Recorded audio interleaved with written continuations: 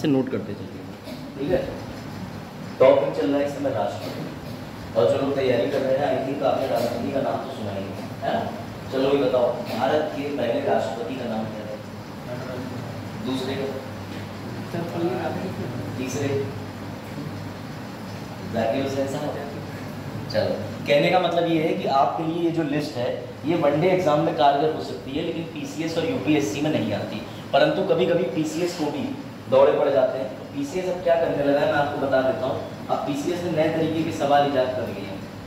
वो पीसीएस इस तरीके के कुछ सवाल पूछ लेता है, आपको बताता हूँ। देखिए पीसीएस क्या करेगा, लिख देगा यहाँ पर 1951, 1957, यहाँ लिख देगा कहीं 1929 और यहाँ 1934, और यहाँ कहीं लिख देगा 1937, 1941। सपोज एग्जाम्पल यहाँ लिख देगा किसी भी प्रधानमंत्री का नाम, राष्ट्रपति का नाम। अगर राष्ट्रपति संबंधित क्वेश्चन है तो फिर कहेगा मिलान करो कि डॉक्टर राजेंद्र प्रसाद का कार्यकाल किस अवधि में था। तो बेटा उनके कार्यकाल को भी याद करना, उनके नाम को भी याद करना, ठीक है, ये ध्यान रखना। तो राष्ट्रपति संबंधी समझ गया ना ये क्वेश्चन। जैसे मान लो यही आ जाए कि राजेंद्र प्रसाद, ठीक है, उसके बाद जाकिर हुसैन साहब, एक थे फखरुद्दीन अली साहब, ठीक, अहमद साहब। अब ये कह देगा कि बताओ राजेंद्र प्रसाद जी का टेन्योर कब था। तो बेटा वो एक नाम नहीं पूछ रहा, उसने अपने लेवल को बढ़ा दिया है। प्रश्न का तरीका समझ गया आप राष्ट्रपति में। चलो फिर अब उसके बाद इंपॉर्टेंट चीज ये है कि अभी हम लोग यूपीएससी के लिए जो राष्ट्रपति कवर कर रहे थे उसके तहत हमने क्या क्या कवर कर लिया और क्या क्या चीजें बताता हूँ आपको, ठीक है। अब जो लोग कल उपस्थित थे वो प्रयास करेंगे सारे आंसर्स का जवाब देने का, ठीक है। पहले तो ये बताइए जरा, प्रेसिडेंट जो है संविधान के कौन से भाग में आता है? भाग 5। अनुच्छेद कौन सा है बेटा? 52 से लेके कहां तक राष्ट्रपति के बारे में दिया? Very good. 52 से 62 के साथ में हमें कौन से 2 आर्टिकल और जोड़ के पढ़ने पड़ते हैं? और वेरी गुड बेटा 72 के अंदर क्षमा याचना और 123 के अंदर क्या आता है? Ordinance making power. समझ गए? ऑर्डिनेंस के बारे में क्या है ये मैं आपको बताऊं। दूसरी चीज आ जाइए, अब रिवीजन कर लेते हैं। जो लोग नहीं आए वो नहीं आए, आ रहे होंगे।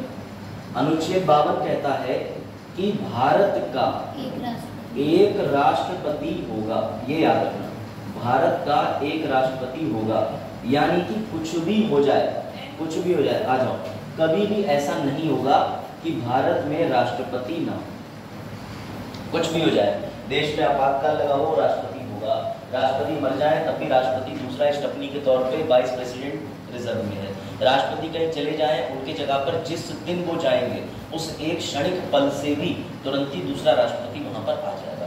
तो भारत का एक राष्ट्रपति होगा का मतलब क्या होता है कि किसी भी सूरत हाल में ऐसा कभी नहीं होगा कि राष्ट्रपति के बिना ये गद्दी रहे। कोई दिक्कत इस बात?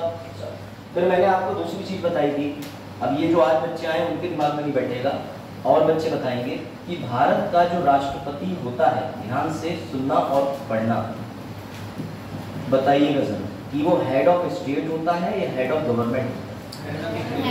ये हेड ऑफ स्टेट होता क्या है? आ जाओ बेटे जल्दी, तीनों एक साथ ऐसा करके आप बैठो। है राष्ट्र प्रमुख? हाँ, कौन होता है? राष्ट्रपति राज्य का प्रमुख होता है कि सरकार का प्रमुख होता है? सर राष्ट्रपति जो है वो राज्य का प्रमुख होता है। अब मुझे जरा ध्यान से बताना, जो बच्चे कल क्लास में थे वो तुरंत इस बात को पकड़ लेंगे। ये भारत का राष्ट्रपति या अमेरिका का राष्ट्रपति? भारत के राष्ट्रपति को सिर्फ यही पद मिल रहा है, लेकिन अमेरिका के राष्ट्रपति को ये बनेंगे या ये या दोनों? वेरी गुड बेटा, अमेरिका के राष्ट्रपति के पास ये दोनों शक्तियां होती है, याद रखना।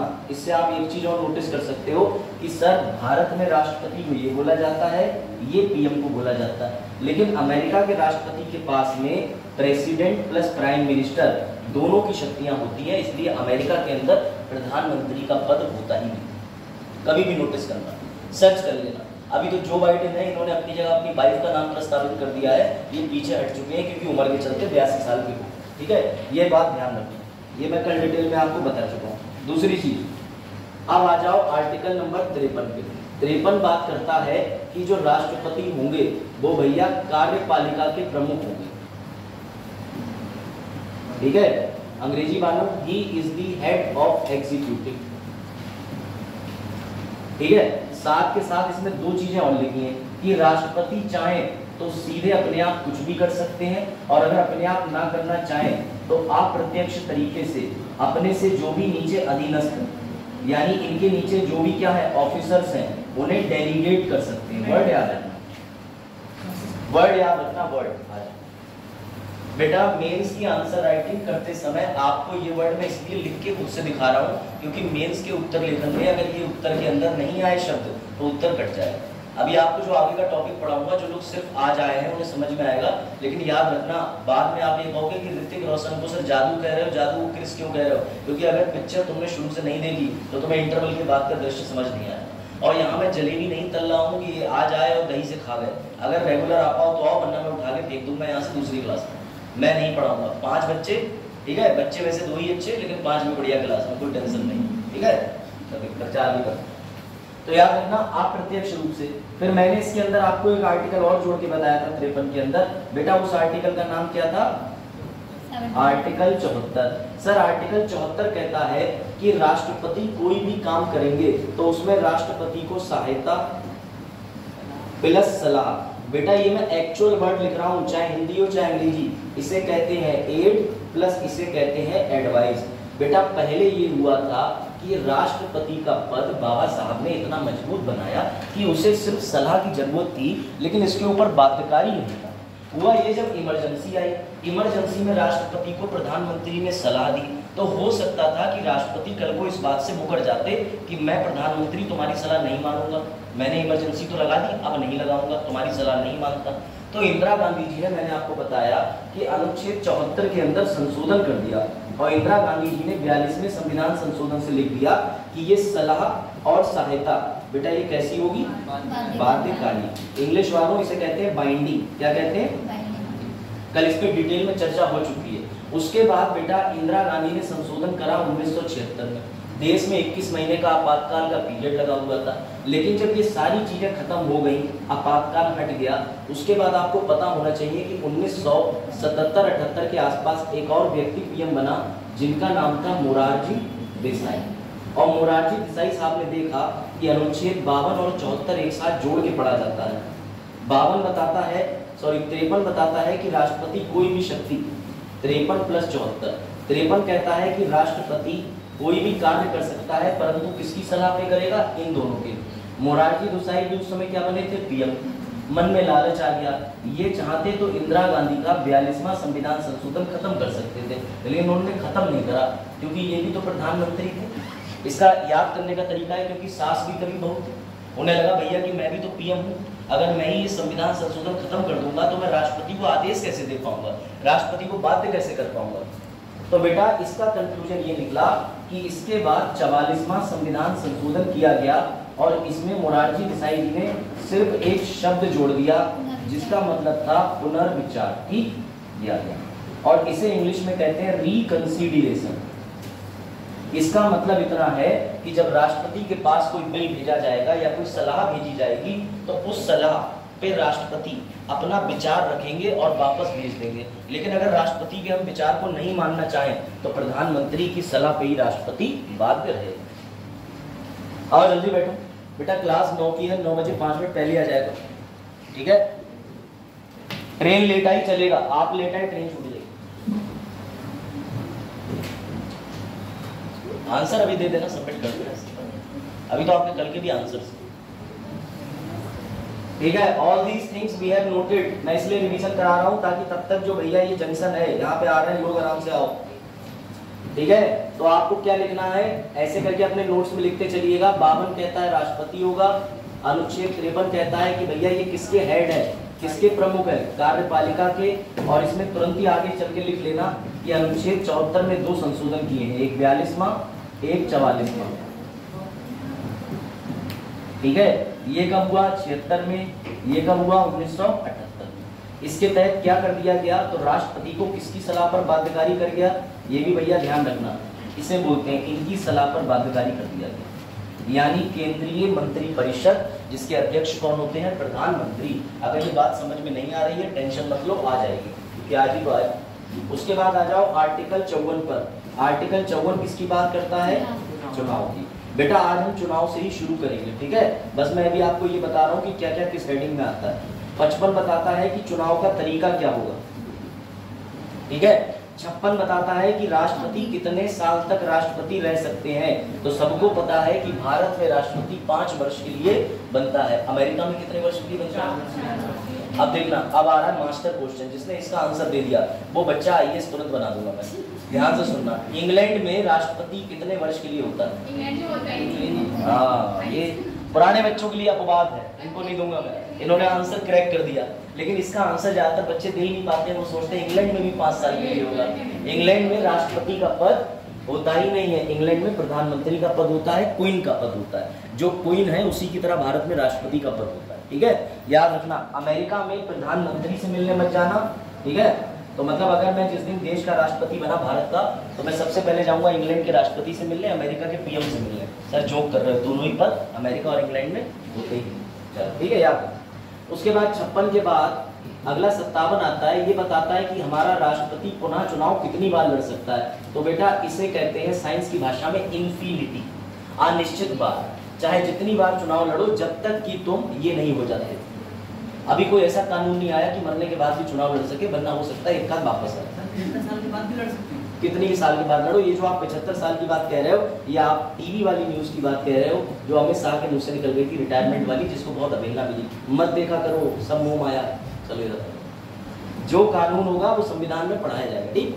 58 किसका आता है। तो 58 बात करता है भैया योग्यता की, एलिजिबिलिटी, यानी कि राष्ट्रपति बनने के लिए क्या योग्यता होनी चाहिए। इसकी ट्रिक क्या थी, 35 एल, याद रहेगा। बैठो बेटा, लोकसभा की सदस्य बनने के लायक योग्यताएं। उसके अलावा क्या होना चाहिए, ओ से नो ऑफिस ऑफ प्रॉफिट, और सी से होना चाहिए नागरिकता, सिटीजनशिप, ठीक है, बता दिया आपने। उसके बाद बताओ भाई 58 के बाद 59 में क्या लिखोगे। वेरी गुड, एलिजिबिलिटी, शर्तें, किस चीज की शर्तें, योग्यता के साथ पढ़ी जाने वाली। सर 60 में हम लेंगे शपथ। इनकी शपथ भी बड़ा अच्छी होती है, प्रिजर्व, रिटेन और डी, पीआरडी लिख लेना, बता दूंगा क्या होता है, शॉर्ट फॉर्म बनाइए। उसके बाद अनुच्छेद 61 में सबसे खतरनाक, राष्ट्रपति की जितनी शक्तियां हैं सब खत्म कर दो, इनके ऊपर चला दो।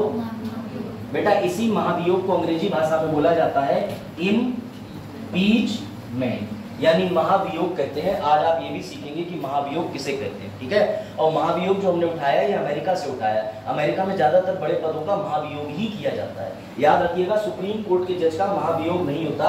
लोगों को इस बात का मिथ है कि राष्ट्रपति की तरह उनका महाभियोग होता है। प्रक्रिया सेम है लेकिन शब्दावली अलग अलग है, ठीक है। उसके बाद आता है सबसे इंपॉर्टेंट आर्टिकल, आर्टिकल 62। इसके तहत, वेरी गुड, इसके तहत ये होता है कि राष्ट्रपति क्या कर दिया जाए, हटा दिए जाए, मृत्यु हो जाए, और इसके अलावा क्या हो जाए, इम्पीचमेंट हो जाए, महाभियोग हो जाए, यानी खुद हट जाए, त्याग दे दे, हटा दिया जाए, रिजाइन कर दिया जाए, या फिर मृत्यु हो जाए, या फिर इम्पीचमेंट हो जाए। समझ गए, तो ये ध्यान रखना। उसके अलावा एक्स्ट्रा आर्टिकल कौन सा बताने जा रहा हूँ, 72। आर्टिकल 72 कहता है क्षमा, क्षमा याचना किसके पास ले जाई जा सकती है, इसमें एक और आर्टिकल भी इंपॉर्टेंट है, चुनाव की शिकायत सिर्फ सुप्रीम कोर्ट, राष्ट्रपति का चुनाव सिर्फ सुप्रीम कोर्ट के पास ही ले जाके शिकायत कर सकते हो। इसके अलावा 123, जब भी संविधान, जब भी लोकसभा कार्य नहीं कर रही होगी, स्थगित होगी, तो राष्ट्रपति को इतनी अनुमति है कि वो इस बीच में कोई भी विधेयक पारित कर सकते हैं। इसे कहते हैं ऑर्डिनेंस, जो कि कितने हफ्ते वैलिड रहता है, 6 हफ्ते, क्योंकि 6 हफ्ते का टाइम मिलता है, उसके बाद राष्ट्रपति का ऑर्डिनेंस खत्म हो जाता है। अब जो लोग टाइम से आ गए उनका रिवीजन भी हो गया है। तो चलो भैया, आज का जो इंपॉर्टेंट टॉपिक है वो है राष्ट्रपति का इलेक्शन। लिखो भैया, article number 54 read with article number 55, और इसे तुम्हें मैं इतने प्यार से दिमाग में सेट कर दूंगा, बिलीव मी, लेकिन एक भी इंच सोना मत, ठीक है। अगर 1 सेकंड को भी सोए तो फिर तुम भूल जाओ, बैठ जाओ। आप किसी की एंट्री नहीं दूंगा मैं रूम में।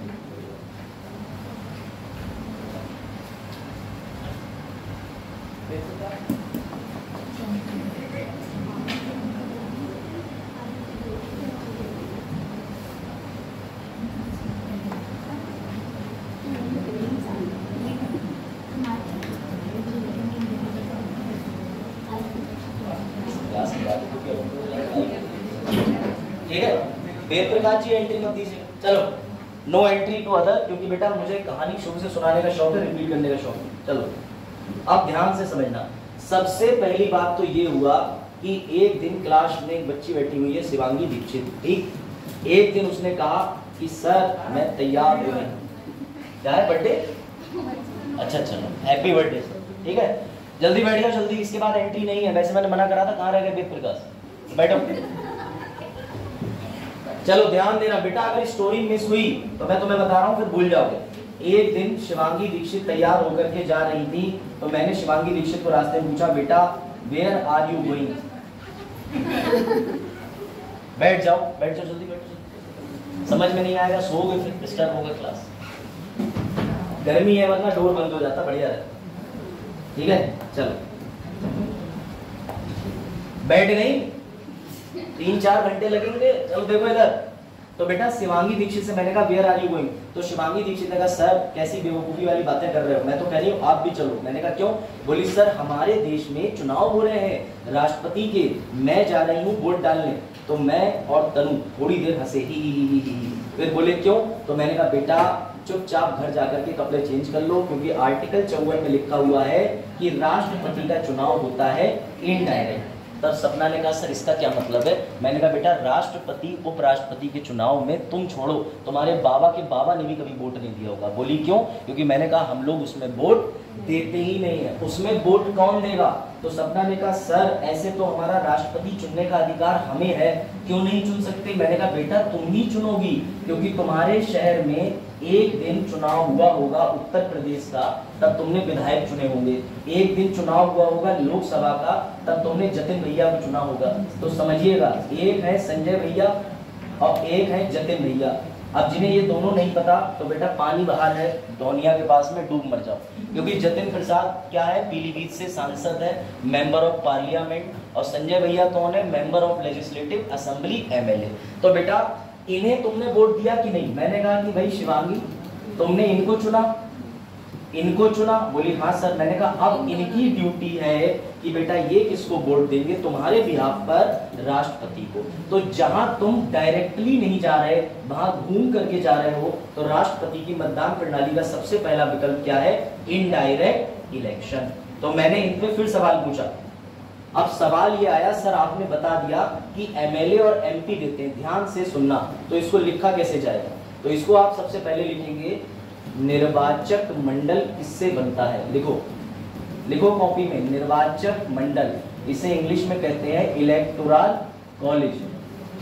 बेटा इस कॉलेज का मतलब DU JNU MJPRU नहीं है, इसका मतलब होता है मंडल। निर्वाचक मंडल लिखो, किस से बनता है निर्वाचक मंडल? तो सबसे पहले बनता है, ध्यान से सुनना, संसद के दोनों हाउसेस से, यानी लोकसभा प्लस राज्यसभा, और मैंने ब्रैकेट में साफ साफ लिखा निर्वाचित सदस्यों से। सर ये क्या होता है इंग्लिश में बता दो? Elected members. डिट्टो लिख लो, बता रहा हूं ये क्या होता है।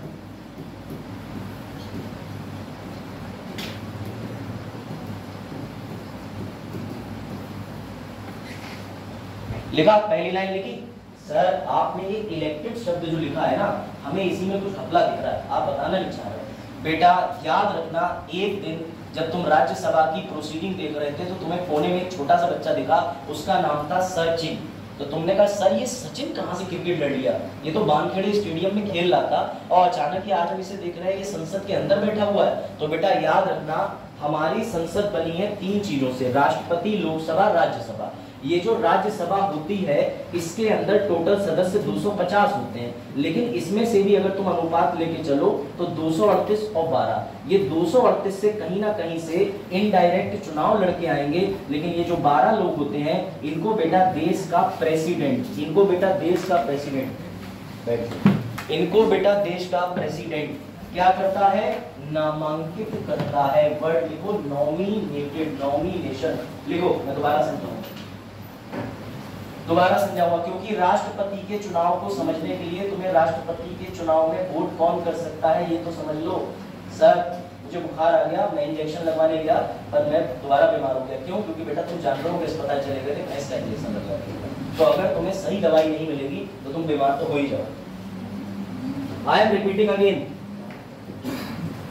राष्ट्रपति के चुनाव में सबसे पहले निर्वाचक मंडल की भागीदारी होती है सर लोकसभा प्लस राज्यसभा के कौन से भैया सदस्य, तो भैया निर्वाचित। सर ये निर्वाचित क्या होता है, इलेक्टेड। सर आप ये इलेक्टेड वर्ड क्यों लिख रहे हो, तो समझना ध्यान से, राज्यसभा में 250 सीटों का वर्गीकरण कर लो, 238 12, ये तो बेटा चुन के आते हैं किस तरीके से, इनडायरेक्ट इलेक्शन से। और ये 12 सीटें किसके हाथ में होती हैं, ये 12 सीटें होती हैं राष्ट्रपति के हाथ में। वो इन पर क्या करता है, नामांकन। तो सर ये लोग काय को इसका हिस्सा नहीं है, काय को वोट नहीं करते, क्योंकि बेटा अगर तुम कहीं लड़ाई लड़ने जाओगे, लड़ाई निपटाने जाओगे और लड़ाई तुम्हारे बेटे की हुई है तो तुम दूसरी पार्टी का कभी सहयोग नहीं करोगे। जल्दी बैठो।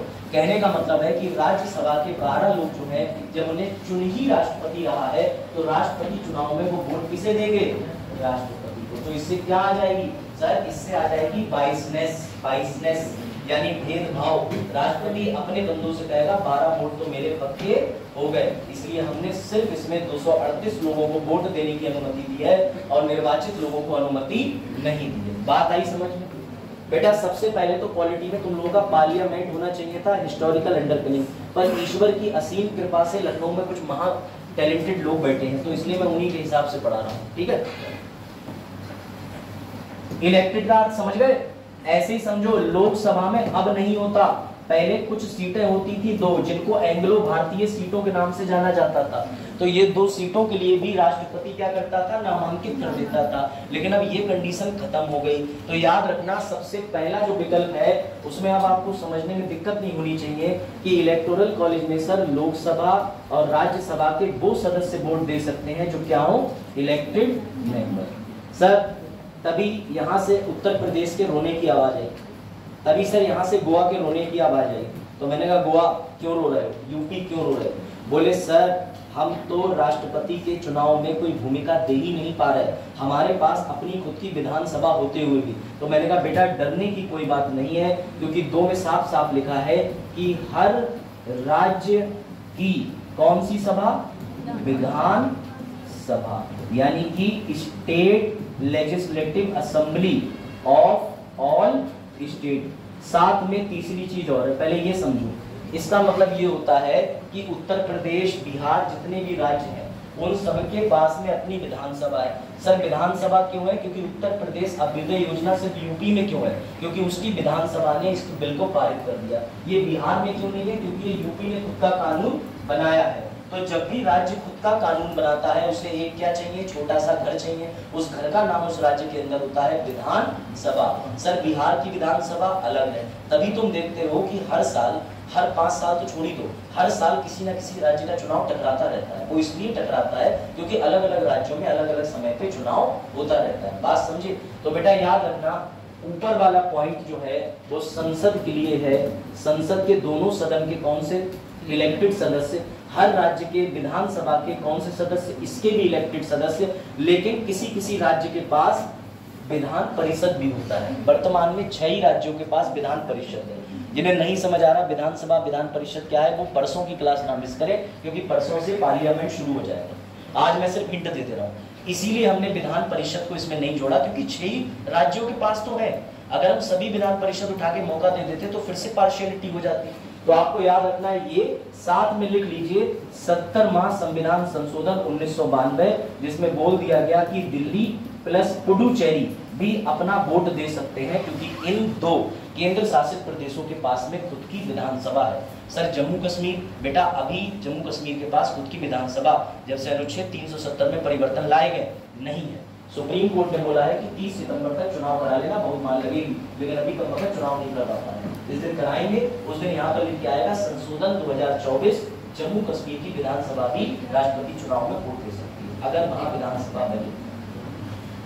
ठीक है, अब मैं तुम्हें इस आर्टिकल का प्रैक्टिकल दिखा रहा हूँ, जरा ध्यान से देखना। ये जो लिखा है इसे साफ राइटिंग में तुम पढ़ भी पाओगे थोड़ा सा, ठीक है। चलो भाई, फिर एक तुम्हारे सामने मोस्ट डिफिकल्ट क्वेश्चन दिया है। ऑनलाइन कौन सा ऑनलाइन? 54 आ गया, 55 है तो क्या 54 कहाँ चला?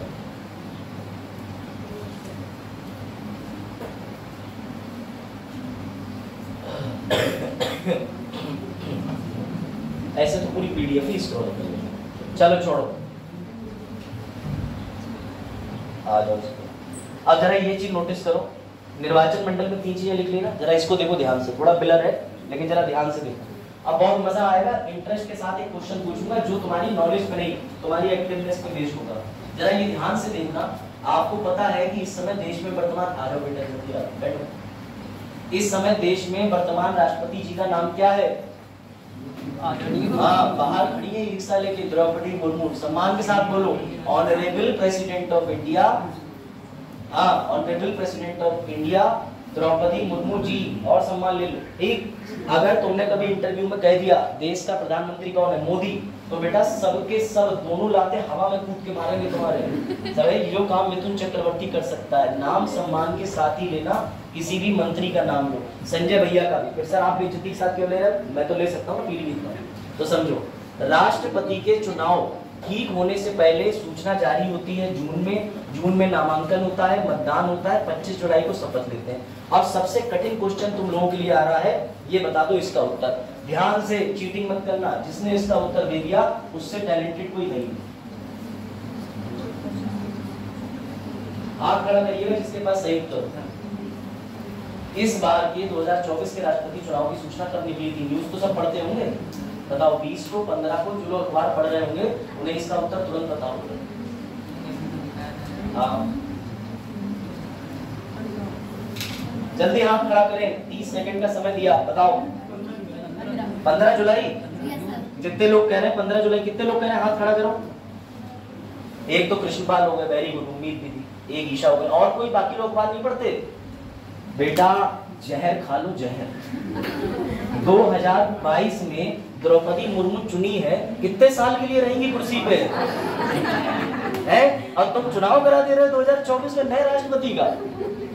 मैंने ये कहा ना, इसीलिए मैं कह रहा हूँ UPSC is all about activeness. जितनी आंखें खुली रखोगे, ये तुम्हें नींद से उठाने के लिए क्वेश्चन था कम वक्त, कोई बात नहीं, मैंने इसीलिए तुम्हारे लिए ट्रिक क्वेश्चन रखा तुरंत है। और बच्चे तो कृष्णपाल की तरफ भावुक भी हो गए, कितना अच्छा लगता है सर, अखबार पढ़ता है। और जबकि पता चल रहा है कि 2024 में राष्ट्रपति चुनाव दोबारा करा देंगे। वाह, है द्रौपदी मुर्मू को, वाह भाई। हाँ, मेरे समझ नहीं यार कौन सा नशा फूकते तुम। ले भैया लो, ठीक है, ये ड्राफ्ट है, कानों के लिए, ये कानों के लिए पढ़ लो। राष्ट्रपति द्रौपदी मुर्मू का कार्यकाल 25 जुलाई 2022 से शुरू हुआ, जब उन्हें मुख्य न्यायाधीश एन.वी. रमन्ना ने क्या करा? शपथ दिलाई। तो अभी उनका कार्यकाल 2027 तक यथावत बना रहेगा। इंटरव्यू में तुमसे पूछ लिया, तुम बट्टा धार करो। चलो शुरू करें, आ जाओ। अब इलेक्टोरल कॉलेज हो गया, अब तुम्हें एक दो चीजें और बता दूं, मैं फिर शुरू करता हूँ।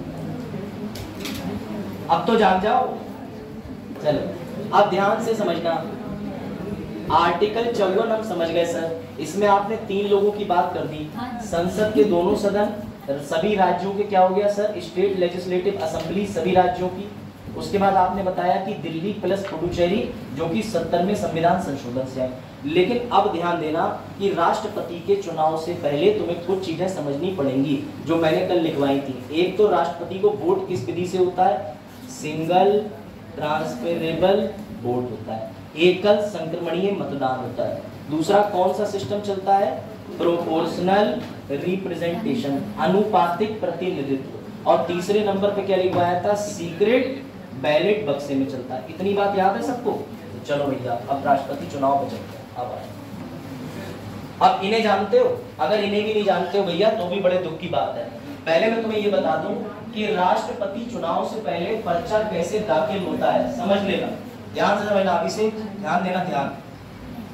बेटा राष्ट्रपति चुनाव से कम 1-1.5 महीने पहले, अगर जुलाई में होना है तो जून को घोषणा करेंगे। कौन? ये है वर्तमान के मुख्य चुनाव आयुक्त, इनका नाम है ऑनरेबल राजीव कुमार। सर कौन सा अनुच्छेद है जो इनको टच करता है? आर्टिकल 324। आर्टिकल 324 में पद सृजित है कि देश के अंदर ये कौन होगा?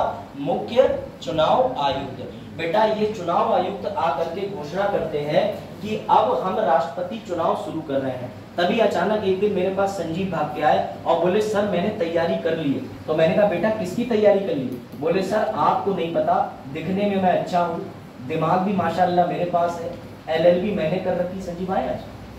नहीं आए, चलो ईशा को ले लेते हैं। ईशा ने कहा ये वाला पॉइंट काट, ईशा ने कहा एलएलबी मैंने कर रखी है, सारी चीजें मैंने कर रखी हैं, और सर जब मैं वकालत की ड्रेस पहनती हूँ तो अलग ही चार्म महसूस होता है कोर्ट के अंदर। तो मैंने कहा ईशा सारी बातें तो ठीक है, अब तुम करना क्या चाहती हो? बोले सर मैं बनूंगी भारत की सबसे युवा राष्ट्रपति। अभी द्रौपदी मुर्मू 64 साल के बाद बनी थी, यानी 64 साल की थी, लेकिन अब तक 64 साल की आयु पे कोई भी राष्ट्रपति नहीं बना। तो मैंने ईशा से कहा वो तो ठीक है, लेकिन तुम राष्ट्रपति की दावेदार हो, ये सिद्ध कैसे करोगी? तो इसने कहा सर क्या करना है, जाऊंगी पर्चा भरूंगी, उसके बाद वोट मिलेगा और बस लोगों को कन्विंस कर लूंगी। मैंने कहा काश बेटा जो तुम सोच रही हो ऐसा हो पाता। तो मुझसे इन्होंने तुरंत पूछा सर ऐसा क्यों नहीं हो सकता? तो मैंने कहा तुम्हें सबसे पहले समझना होगा कि राष्ट्रपति के चुनाव लड़ने से पहले एक तो तुम ये पूरा करो एलओसी। अब अभी तुम्हारी उम्र है बेटा 21, 22 या 23 साल, तो तुम राष्ट्रपति के चुनाव में तो लड़ ही नहीं सकते। पहले कितनी आयु पूरी करो? 35 साल। फिर मैंने कहा कि लोकसभा की सदस्य बनने लायक योग्यता पूरी करने के अनुसार तुम्हारे पास सारे गुण होने चाहिए। बोली सर अभी वो भी नहीं। फिर मैंने कहा कि तुम्हारे पास कोई लाभ का पद नहीं होना चाहिए।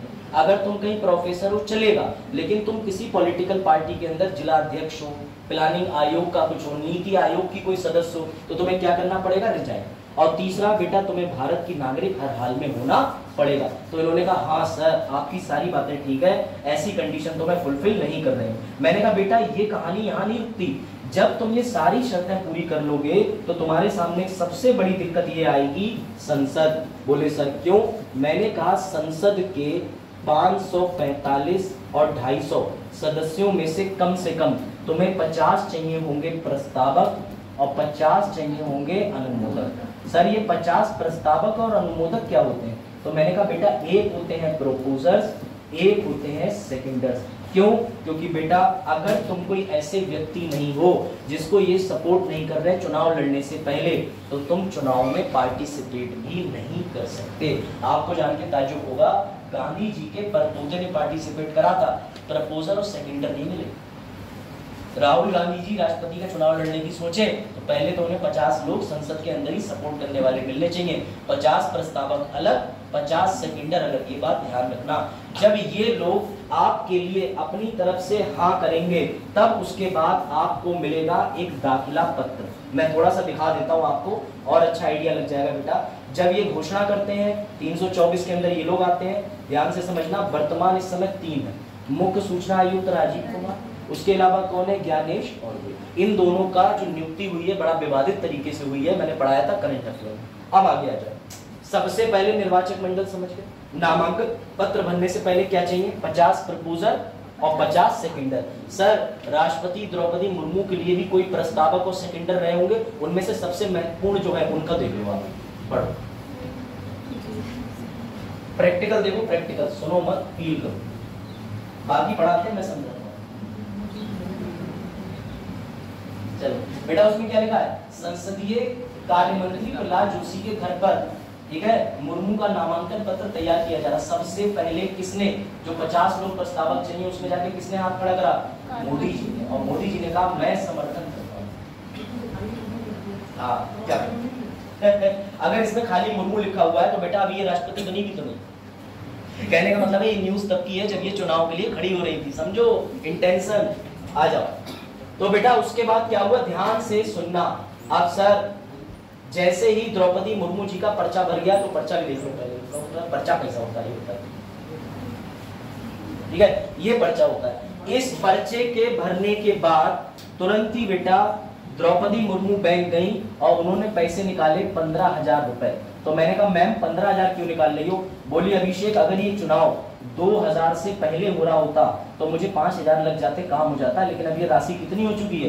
15,000 रुपए। बेटा इसे शुद्ध हिंदी में कहते हैं जमानत राशि। और ये जमानत राशि इसलिए होती है ताकि कहीं तुम्हारा भारतीयों पैसा फंस जाए। अगर तुम्हारा ट्रेन कैंसिल हो गई और तुम टिकट जब तक वापस करके आधा पैसा न ले लो तब तक तुम स्टेशन से वापस नहीं आते तो तुम चुनाव छोड़ के भागोगे 15,000 रुपए के लिए। इसीलिए भारत की सोच को देखते हुए राष्ट्रपति पद के उम्मीदवार के कितने रुपए जमा कर लिए जाते हैं? 15,000 रुपए। अगर राष्ट्रपति पद के उम्मीदवार को कुल मतदान का 1/6 नहीं मिल पाया तो ये जमानत चली जाएगी राज्य सरकार के खाते में, केंद्र सरकार के खाते में। क्यों? क्योंकि ये जमानत जब्त करनी चाहिए। बात आई समझ में? सर इतनी बात तो हम समझ गए। अभी आपने दो चीजें बताई। पॉइंट नंबर 1 50 प्रस्तावक 50 अनुमोदक, 50-50 का गेम चल गया। दूसरा आपने बोला कि सर 15,000 रुपए लेके जाना है। तीसरा आपने बोला नामांकन पत्र भरना है। लेकिन सर उसके बाद में क्लास के ज्यादातर बच्चे सेलेक्ट होके आईएएस बन गए, तो बच्चों ने मुझसे कहा सर अब हमारी नौकरी तो बड़ी मजा में है। तो कैसे लेट हो गए तुम? बैठ के जाओ। उसके बाद बेटा आते हो तुम लोग। तुम सर इसमें हमारा क्या रोल है? बेटा तुम्हारा सबसे बड़ा रोल है, जल्दी बैठो। सीटी नहीं है, कोई बात नहीं बेटा, बगल वाले रूम में बैठो, जाइए वहीं बैठ जाइए। अगर सीट नहीं है तब, क्योंकि ऐसी स्थिति में मैं क्या ही कर सकता हूँ जब कक्षा फुल होगी। ठीक, क्लास फुल हो गई आज। अरे सर आगे वाली सीट पे बैठ जाओ। अरे नहीं बैठ जाओ, क्या हुआ है? अरे एडजस्ट कर लो भाई। किलो तोड़ते हो अपना भी मेरा भी। बैठ जाओ बैठ जाओ। काम करो, मूवी लेके आओ, ताश के पत्ते दो दो बाजी खेल लेंगे। एक तो लेट आओगे, ऊपर से कंसेप्ट बच्चों के दिमाग चला जाएगा। मैं लिटरली कह रहा हूँ 9-10 के बाद मत आया करो, 9:10 के बाद। ठीक, समझना। सबसे पहले द्रौपदी मुर्मू जी के पास 50 समर्थक, 50 ठीक है अनुमोदक, प्रस्तावक अनुमोदक, 15,000 रुपए की जमानत राशि। उसके बाद नामांकन पत्र भरेंगी मैडम। ये पत्र फ्री होता है, इस पत्र को कोई कहीं भी ला करके भर सकता है, कार्यालय के सामने भी। ये पत्र कहाँ मिलेगा? सर दिल्ली में ऑफिस होता है चुनाव आयुक्त का, यहाँ से पत्र मिल जाता है। इस पत्र के बाद ड्यूटी शुरू होती है तुम्हारी और तुम्हारे द्वारा चयनित अन्य अभ्यर्थियों की। सर कैसे? क्योंकि बेटा राष्ट्रपति और उपराष्ट्रपति के चुनाव कराने के लिए चयन होता है एक रिटर्निंग ऑफिसर का, जिसे कहते हैं आरओ। क्या कहते हैं? आरओ। सर आपको नहीं पता, इधर देखो सामने। सर आपको नहीं पता, इसी भर्ती के लिए तो हम तैयारी कर रहे हैं 22 दिसंबर को। अगर तुम ये आरओ की भर्ती समझ के बेवकूफी में ये आरओ और उस आरओ को जोड़ रहे हो तो गधे हो। बेटा ये जो आरओ है ये वो आरओ नहीं है जो 22 दिसंबर को होगा। ये रिटर्निंग ऑफिसर है, जिसके लिए न्यूनतम मान्यता है कि तुम 5 साल आईएएस की सेवाएं दे चुके हो, तो आपको बना दिया जाएगा रिटर्निंग ऑफिसर। ये किसी को नहीं पता होता क्योंकि ये ड्यूटी गोपनीय रखी जाती है। लेकिन भारत के अंदर एक ऐसे बहुत बड़े आईएएस अफसर हुए हैं जिन्होंने सेल्फी के चक्कर में अपनी नौकरी खतरे में डाल ली। उनका नाम था अभिषेक सिंह। अभिषेक सिंह को गुजरात में चुनाव के दौरान, क्योंकि लोकसभा इलेक्शन और विधानसभा इलेक्शन में भी बनाए जाते हैं, तो उस दौरान जब इनकी ड्यूटी लगी तो इन्हें जाने क्या ताव आ गया, इन्होंने अपनी गाड़ी जिसकी नंबर प्लेट पे रेड कलर से लिखा था इलेक्शन ऑब्जर्वर, वहां जाके सेल्फी लेके इंटरनेट पे डाल दी। जो चीज गोपनीय रखनी है तो मुझे भिंडी की तरह बेच रहे हो। बेटा तुरंत ही बुला लिया उत्तर प्रदेश योगी ने, आ जाओ बेटा आ जाओ, कैडर तुम्हारा ये। तो ये ध्यान रखना, ये बहुत गोपनीय पद होता है। ये रिटर्निंग ऑफिसर कराता है चुनाव। किसका चुनाव कराता है? राष्ट्रपति उपराष्ट्रपति का। आगे समझाऊंगा और इसलिए मैंने फोटो लगाया टीना दादी का। ये चीज नोट कर लो अपने अच्छे से। सिक्योरिटी कितनी? 15,000। कौन कराता है चुनाव? अब समझना ध्यान से। राष्ट्रपति के चुनाव के अंदर जो आरओ बनता है वो हमेशा हाई लेवल का व्यक्ति बनेगा जो सचिव की पोस्ट के बराबर हो। तो लोकसभा राज्यसभा के पास अपने पर्सनल सेक्रेटरी जनरल होते हैं। ये पद जो पहली बार सुन रहे हैं, इसी की बात कीर्ति सर कहते हैं कि अगर तुम कहीं सचिवालय चले गए और वहां सचिवालय के जाकर के कहीं बने सेक्रेटेरिएट, तो मैं समझूंगा कि तुम कुछ अचीव कर लिए हो। जो वो उम्मीद रखते हैं रवि कुमार सिहाग से, लेकिन उनका नाम इस समय बड़ा ही चर्चित हो चुका है कुछ और कांड को। ठीक है, पूछो। अगर रिजाइन दे दिया तो दे सकते हैं। ठीक है, आप ध्यान से सुनना बेटा। लोकसभा के पास अपना एक आईएएस होता है जो बहुत पुराना हो चुका होता है, जिसे सचिव नहीं महासचिव बोला जाता है। ऐसे ही राज्यसभा का होता है। इन दोनों में लड़ाई ना हो जाए कि मैं कराऊंगा चुनाव, कि मैं कराऊंगा चुनाव। तो बेटा ये चलते हैं रोस्टर बेसिस पे। एक बार ये चुनाव कराएंगे, एक बार ये चुनाव कराएंगे, एक बार ये कराएंगे, एक बार ये। तुम्हें जान के आश्चर्य होगा कि द्रौपदी मुर्मू जी का चुनाव जो कराया उनका नाम है पीसी मूडी। पीसी मूडी उन्होंने चुनाव कराया। वो क्या है? तो भैया वो आपके लोकसभा के सेक्रेटेरिएट के पद में। ठीक है, हाँ राज्यसभा, इसके उत्तल सिंह है शायद, तो राज्यसभा के सेक्रेटेरिएट है, उन्होंने जाकर के किसका चुनाव कराया? राष्ट्रपति जी का। सर उनको इस चुनाव में शामिल क्यों करते हैं? क्योंकि बेटा स्पीकर, प्राइम मिनिस्टर सब थोड़ी ना उतर के आयोजन करेंगे, आयोजन तो तुम ही लोग करोगे, तभी तो तुम्हें पार्लियामेंट पढ़ाया जा रहा है सिलेबस में। और तुम कहते हो कि सर साइन कॉस्ट का तो काम नहीं है, सब्जी वाला आज भी कहता है भैया 10 रुपए के 250 ग्राम 25 रुपए किलो, हम समझ ही नहीं पाते। तो वहां साइन कॉस्ट का काम नहीं आया, लेकिन यूपीएससी का सिलेबस काम आएगा और क्वालिटी विकट रूप से काम आएगा, चाहे भले ही तुम पर्वत पठार ना पढ़ो। देखा, राष्ट्रपति के लिए सबसे पहले सर प्रस्तावक के बाद 15,000 रुपए जमानत राशि यूपीएससी क्रम से लगा के दे देगा। फिर घर जाके कहना इतना तो हमने पढ़ा ही नहीं था, क्योंकि तुम आए ही नहीं थे। ठीक, तुम्हारे संग वही हो जाएगा। दुबई से एक शेख आए, बोले ये बच्चा हमारा कोई नहीं सकती, 2 साल से हम आई नहीं कोई, अभी भी कह रही याद हो गया आपके, केस है पढ़ना। ठीक है, लिखा? हाँ, फोटो नहीं बने। तो सेक्रेटरी जनरल, उसके बाद ये हो गया लोकसभा। अब आगे बढ़ते हैं। लो भैया, ये रहे पीसी मोदी रिटर्निंग ऑफिसर, जिन्होंने किनका चुनाव कराया था इस बार? तो 2022 में द्रौपदी मुर्मू जी का। ठीक है, अब ये सब मैंने तुम्हें लिखवा दिए, एक बार इसको पढ़ लो, फिर हम शुरू करते हैं फॉर्मूला और सी सेट का। सी सेट पढ़ो सर आप, और सी सेट बहुत बढ़िया पढ़ो, जरूरी भी। बेटा ये चारों के चारों याद रखना। राष्ट्रपति के चुनाव में सबसे पहले बनता है निर्वाचक मंडल, दूसरा अनुपातिक प्रतिनिधित्व, तीसरा एकल संक्रमणीय मतदान और तीसरा गोपनीयता का बक्सा। यानी अगर उनके वोट को सीक्रेट नहीं रखा गया तो काय बात का चुनाव, बात आई समझ?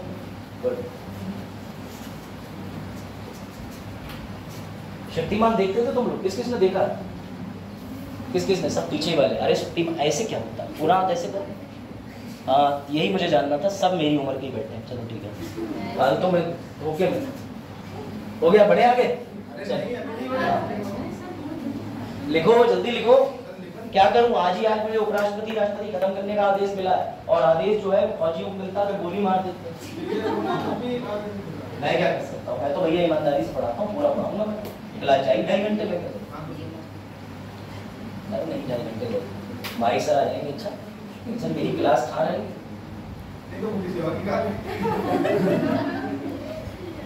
गोपनीय कमेंट ना करो। चलो ईशा समझ आ रहा? वो काटने वाली आपको कहीं घर जाके रस्सी और पंखा ले, मम्मी से नहीं काट दिया फोन। हाँ पूछिए।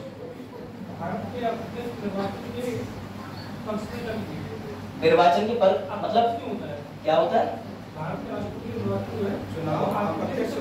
बहुत आसान है बेटा, इसलिए इस बात को मैं इसीलिए कहता हूँ, जब बीच में चले जाओगे जल भरने तो समुंदर का नजारा कहाँ से लोगे मित्रों? समझना बात को मैं बता दे रहा हूँ। ये है प्रधानमंत्री, ये है राष्ट्रपति।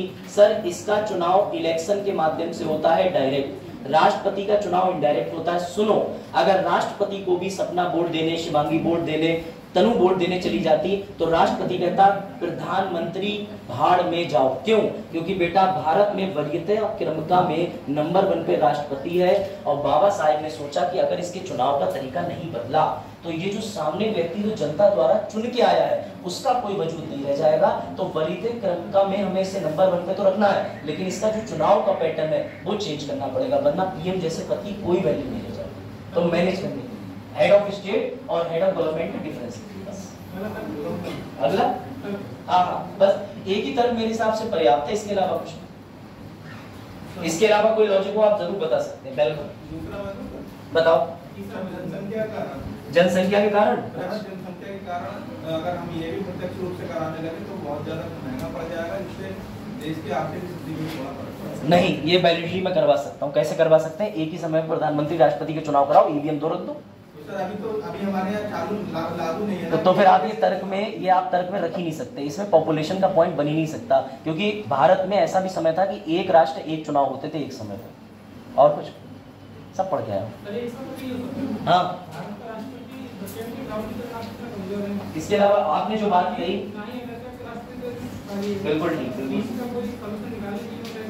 बीच का सोल्यूशन निकालने के लिए कल की मेरी क्लास सब लोग देखें, क्योंकि मैंने अमेरिका और इंडिया के राष्ट्रपति को बड़ा प्यार से कंपैरिजन किया है कि हम लोग अपने यहाँ पर हेड का प्रमुख क्यों बोलते हैं, उसका क्यों बोलते हैं। इसके लिए मैंने बताया जब आप एग्जैक्टली पानी लेने गए कि हमारे यहाँ पर चलता है doctrine of separation of cross check. अगर अमेरिका के राष्ट्रपति की तरह शक्तियां दे दी जाएंगी तो उसे काजू कतली बंटवानी की शहर में बेटी के बर्थडे में वो कहेगा बंटवा दो, बंट जाएगी। अब सोचो अमेरिका का राष्ट्रपति ये बिल पास करते, बंदूकें हर घर में 10-10 फ्री है, लेकिन भारत का राष्ट्रपति अपनी सोच को, कट्टरता को या अपने ऑर्थोडॉक्स नेचर को लागू ना कर पाए, हर कोई उसका निर्णय क्रॉस चेक होके जाए, इस वजह से हमने उसकी पावर्स को स्प्लिट कर। सर ये भी तो कारण हो सकता है, अगर प्रधानमंत्री का जैसे प्रत्यक्ष रूप से चुनाव होता है और राष्ट्रपति का भी प्रत्यक्ष रूप से करा देंगे तो दोनों में अंतर क्या रह जाएगा? भैया अभी मैंने थोड़ी देर पहले क्या बोले, ऐसा है दोनों लोग अपने उत्तर पूछे जब माइक सर का लेक्चर हो जाए, डिस्टर्ब हो रही क्लास करने को, कोई भी लॉजिकल क्वेश्चन नहीं पूछेंगे, खाली सिद्ध करना है, क्योंकि 15 जुलाई बोल गए। देखो इधर indirect proportional single transferable vote, और ये शुरू करें। अब ध्यान से सुनना, अब देखते हैं तुम्हारी बुद्धि कितनी तेज है। अब जरा तुम लोग दिखाओ इस चीज को, लो अब सॉल्व करो जरा। अब दोबारा ट्रिक में मत फंसना, फिर मत कहना फंस गए। भारत में चलता है फर्स्ट पास्ट पोस्ट सिस्टम। अभी तुमने लोकसभा के चुनाव देखे सर, कौन सी के 18वीं में शुरू कब हुए थे? 19 अप्रैल। चुनाव का नतीजा कब आ गया? 1 या 2 जून। ठीक, बन गई तुम्हारी 18वीं लोकसभा, कार्यकाल शुरू हो गया PM 3.0। अब तुम मुझे बताओ, ध्यान से सुनना, भारत में ये जो चुनाव की प्रक्रिया चलती है इसको देखना। ये रहा ABCD, ये रहे कृष्णपाल, ये रहे अरुण, ये रही शिवांशी, ये रही सपना या शिवांगी दीक्षित, घर का नाम भी बताते हैं। देखना बच्चों ध्यान से। अब मान के चलो वोट देने हैं कृष्णपाल को, तो कृष्णपाल को जो वोट दिए, ध्यान से समझना, पूरी क्लास में वोटिंग कराई गई तो क्लास का मत आया 40। ठीक, अरुण को वोट मिले 30%, शिवांशी को वोट मिले 20%, सपना का बर्थडे था, गैर हाजिर थी, वोट मिले 10%। ठीक है, अब मुझे स्पष्ट रूप से बता दो कौन जीता। पुराने बच्चे सोच समझ के बोले, तुम भी गलत हो सकते हो। कौन जीता? कौन? अरे भैया मैंने ये कहा कि 4 बच्चों के, देखो एक है बीजेपी, एक कांग्रेस, एक सपा, एक आम आदमी पार्टी, चुनाव कराया। भारत में क्या सिस्टम चलता है, जिससे सबसे ज्यादा वोट मिले जीतेगा। मैं भी सीधी सीधी बात कर रहा हूँ तो कंफ्यूज होने की जरूरत नहीं है। पूजा, इसमें कौन जीतेगा? अरे बेटा मैं भी राष्ट्रपति चुनाव पे नहीं आया हूँ, मैं भी तुम्हें एक और सिस्टम पढ़ा रहा हूँ, जिसका सीधा मतलब ये है कि सर 40% वाला, भारत में लोकसभा चुनाव में लोग कैसे जीतते हैं, जिसे ज्यादा वोट मिले वही तो जीतेगा। अब भाई मान के चलो, सिंपल सी बात है, 100 में से 40 वोट जिसे मिल गए वो जीत गया। लेकिन सर राष्ट्रपति के चुनाव में ऐसा क्यों नहीं करते? सुनो ध्यान से, 40% पे तुमने जिता दिया कृष्णपाल को, लेकिन तुम ये चीज क्यों बोल रहे हो कि 30, 20, 10, 60% लोग तो चाहते ही नहीं कृष्णपाल जीते। लॉजिक समझो, 100 में से जो 40 ला रहा अकेले वो जीत गया, लेकिन 100 में से 60 लोग टुकड़ों में से ये तो नहीं चाहते थे ना कृष्णपाल जीते। तो समझना ध्यान से बेटा, इस दुविधा को खत्म करने के लिए राष्ट्रपति का जो चुनाव करा जाता है उसमें लिखो ध्यान से, वहां चलता है कोटा मेथड। लिखो ध्यान से, और इसका मतलब क्या होता है? टोटल वोट्स, कुल मतदान, बटे में ध्यान से लिखना नंबर ऑफ कैंडिडेट, कितनी व्यक्ति की, क्या निकला भैया, कितने पद पर कराना है चुनाव, +1, और इस कोटे से ध्यान से समझना, 100 है तो बटे में 2 +1, हमेशा रिजल्ट कितना आना चाहिए? 51। अगर 51 आया तो इसका मतलब सर 100 में से 51 लोग राष्ट्रपति को पसंद करते हैं। इसे कहते हैं बेटा सबसे फेयर चुनाव का तरीका, यानी 100 में से 51 लोग राष्ट्रपति को पसंद करते हैं। पूछो ईशा, बताओ। हाँ पूछिए, लिखा, दोबारा समझाऊं? दोबारा बंद सुनो, तेज इसलिए पढ़ा रहा हूं तुम लोग सुनो। सर इसमें हमें लिखना है टोटल वोट्स, ये टोटल वोट्स कहां से आऊंगा बताऊंगा। इसके नीचे लिखना है कैंडिडेट, कितने कैंडिडेट होते हैं भारत में राष्ट्रपति के लिए? सर एक ही पद होता है, 1, इसमें जोड़ो +1, इधर जोड़ो +1, और यही बेटा फॉर्मूला कहलाता है कोटा मेथड। ये राष्ट्रपति के चुनाव में जितने वोट पड़ते हैं उन वोटों का 51% ही निकालना पड़ता है। अगर राष्ट्रपति 40% मतदान से आया, भले वो सबसे ज्यादा पा रहा है, तो दूसरा राउंड जाएगा, फिर दूसरा राउंड जाएगा, फिर दूसरा राउंड जाएगा। सर सारे वोट ही खत्म हो गए तो कोई बात नहीं द्रौपदी मुर्मू मैडम, अगला हम फिर से जुड़ेंगे राष्ट्रपति नए सदस्य, उस पर भी आएंगे। बिल्कुल सही होता है, वही तो होता है सिंगल ट्रांसफरेबल वोट, एकल सर्वमणीय प्रणाली। बेटा मेंस में ये क्वेश्चन आए हैं, इसलिए मैं बता पा रहा हूँ बिना पुस्तक के। मुझे कम से कम 7 साल हो गए हैं समुद्र में तैरते हुए। तुम एक दिन ट्यूटोरियल देख के यूट्यूब पे कूद मत जाना मेरी तरह, पढ़ना 20-20 बार। चलो भैया आगे बढ़े। तो सर सबसे पहले आपने हमें मेथड बता दिया कोटा, जिससे हमेशा वोट मिलना चाहिए 51%। सर कैसे? तो इसमें टोटल नंबर ऑफ वोट बटे जितने कैंडिडेट +1 आप ये +1 इसलिए ताकि बेटा 51% ले आए सीधी मैं इसको आपको प्रूव कर देता हूँ कैसे करके। एक कंपनी है, इस कंपनी में 3 डायरेक्टर की वैकेंसी निकली, 3 डायरेक्टर की, और वोट की संख्या 100 है। जरा बताओ एक कैंडिडेट को कितने वोट मिलने चाहिए जो वो जीत जाए? अगर ये फॉर्मूला लगाओगे तो इस फॉर्मूले से सीधे आ जाएगा। कैसे? टोटल वोट कितने हैं 100, और बटे में कितने रखोगे? आप बटे में कितना रखोगे? सर 3 रखेंगे, +1 ये इसीलिए रखा गया है कि जितने कैंडिडेट हो उनके हिसाब से संख्या में बदलाव किया जा सके। समझ गए? अब चलो आगे।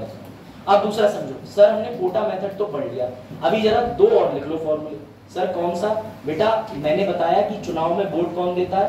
संजय भैया और जतिन भैया देते हैं, लेकिन संजय भैया के वोट की वैल्यू दिखती है, क्योंकि लोकसभा चुनाव के अंदर मेरा दिव्यांग दोस्त भले ही बड़ी मेहनत से हाथ रख रख के जमीन पे फौजी की तरह कड़िर कड़िर के आया था, लेकिन उसका भी एक ही वोट था।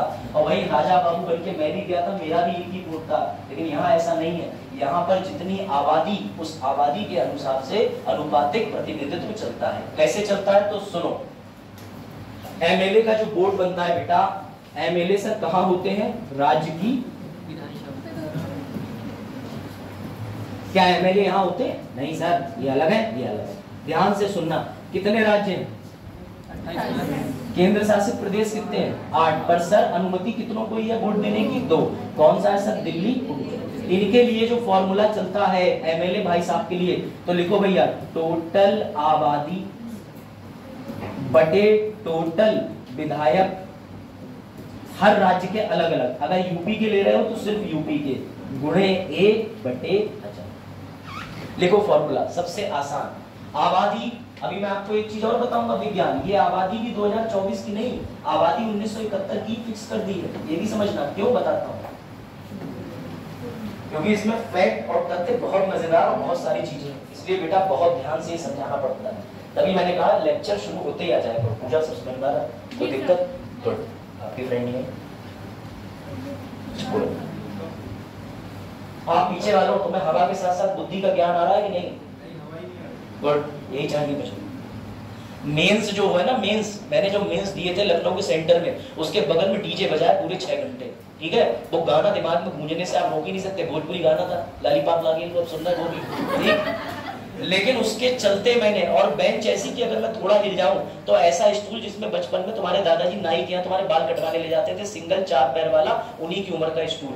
बेटा मेंस जो होते हैं, तुम्हें लगता है कि एसी हॉल में मिलेंगे? पूरा 700 बच्चा एक ही जगह भवन में बैठा होता है, पानी की टोटी नहीं होती, यूरिन का जो होता है मतलब पेशाब के लिए घर, वो बना होता है दूर जाकर के खेत में। ऐसी अवस्था में मेंस होते हैं उत्तर प्रदेश के लिए, तैयार रहना। सर यूपीएससी के अच्छे होते होंगे और बुरे होते हैं। सेंटर ही ऐसी जगह ले रखा है जहां से गाड़ियों की आवाज आती है। वो कहते हैं तुम्हें भैया अंदर से क्या होना चाहिए? सेल्फ एस्टीम, तुम्हें पता होना चाहिए। ये ध्यान रखना, अपना एक्सपीरियंस बता रहा हूँ। मोटिवेशन आएगा भी नहीं, सत्य बोलने को। कैसा मोटिवेशन? नहीं आया था मोटिवेशन, आंसर गलत हुए। ठीक है बेटा, एमएलए के वोट वैल्यू टोटल पॉपुलेशन, फिर से लिखो मेरे साथ, बटे टोटल विधायक जिसे एमएलए कहोगे उसी राज्य के, ठीक है, गुणा 1/1000। सर इसे सिद्ध करके दिखा दो। बेटा अगर ये हर साल फॉर्मूला बदलोगे, 5 साल में बदलोगे तो दिक्कत होगी। इसलिए हमने 1971 की जनगणना ले रखी है। सर क्यों ले रखी है? क्योंकि बेटा भारत में बार-बार जनगणना कराना, जो कि 10 साल के बाद होती है, एक डिफिकल्ट टास्क है। आपको पता है अभी तक हम 15 बार ही जनगणना कर पाए, वो भी आजाद भारत के बाद तो सिर्फ 7 ही बार हुई। जनगणना सबसे पहली बार किसने कराई थी? मायो, जिसे लॉर्ड मेयो कहते हैं, 1882।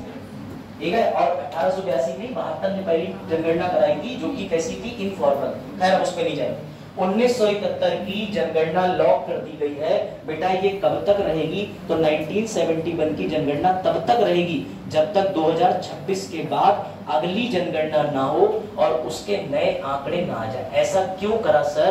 क्योंकि इसीलिए करा ताकि उत्तर प्रदेश के एमएलए की वोट वैल्यू 403 ही बनी है। एक उदाहरण की बात मैं कर रहा हूं, ताकि राष्ट्रपति का चुनाव आसानी से कराया जा सके। ये वैल्यू 1971 पे लॉक कर दी गई है संविधान के द्वारा। अब समझना इस फॉर्मूले को। मतलब जो हर मतलब 10 साल में कराते हैं, फिर वो क्यों कराते हैं? वो बेटा इसलिए कराते हैं क्योंकि सरकार को बनानी होती है नीतियां, लोगों में बांटने होते हैं लैपटॉप, स्वामी विवेकानंद योजना के अंतर्गत लोगों में बांटने होते हैं मोबाइल, नहीं बांटनी होती है नौकरियां, तो उन्हें पता चले देश में कितने बेरोजगार घूम रहे हैं। कहने का मतलब सरकार को संसाधन सीमित है, उसका हिसाब रखने के लिए जनगणना करानी पड़ती है। अब वापस आ जाओ सर, ये फॉर्मूला का मतलब क्या है? इस फॉर्मूला का मतलब ये है कि 1971 के हिसाब से 8 करोड़ की जनसंख्या रही होगी। 8 करोड़ जनसंख्या के हिसाब से स्कूल से नहीं, स्कूल से नहीं होती है, टीचरों की इसमें नौकरी लगती है सरकारी की। ये जनगणना बच्चे भी गिने जाते हैं, लेकिन याद रखना गाय भैंसे नहीं गिनी जाती, उसकी अलग होती है। हाँ, इस जनगणना पे करंट अफेयर में विशेष से बहुत अच्छा पढ़ाते हैं, पढ़ेंगे देखो इधर। 8 करोड़, ठीक। उस समय कितने एमएलए थे? गुणा करोगे 1/1000 से तो करीब करीब वैल्यू जो निकल के आएगी, कट कटा करके जो भी निकल के आ जाए, ठीक। इस 159 से इस 403 को गुणा करते हैं, ये आती है उत्तर प्रदेश के टोटल एमएलए की वैल्यू। एक की वैल्यू कहां आई सर? ये इसे एक्स बोलेंगे, टोटल एमएलए की नीचे आ गई। सीधा फॉर्मूला है। आपको ना तो मेंस में ये फॉर्मूला प्रैक्टिकली करके सॉल्व करके दिखाना है, ना कहीं पूछा जाएगा। अगर तुम्हें ये याद हो चुका है तो तुम मेंस में ये फॉर्मूला लिख के आ सकते हो। बस मैं आसानी से बता रहा हूं कि कौन से आंकड़े गिने जाते हैं, ठीक है। वंस मोर समझना सर। सबसे पहले आपने बताया टोटल आबादी, उसके बाद टोटल एमएलए। सर कहां का कर रहे हैं? यूपी का। गुणा 1/1000। यहाँ पर जो वैल्यू निकल के आएगी x, ये कितनी वैल्यू होगी सर? ये 1 एमएलए की होगी। अगर जितने एमएलए उसकी वैल्यू निकालनी है तो सिंपल फॉर्मूला है, इस x की मल्टीप्लाई किससे कर दोगे? ये वाले से, टोटल एमएलए से। तो किसकी वोट वैल्यू निकल के आ जाएगी सर? जितने एमएलए हैं। कहाँ है? उत्तर प्रदेश में। सर इससे तो एक राज्य की वैल्यू निकल के आ गई, दूसरे राज्य की निकालनी है, बिहार की निकालनी है, सेम फॉर्मूला सेम तरीका।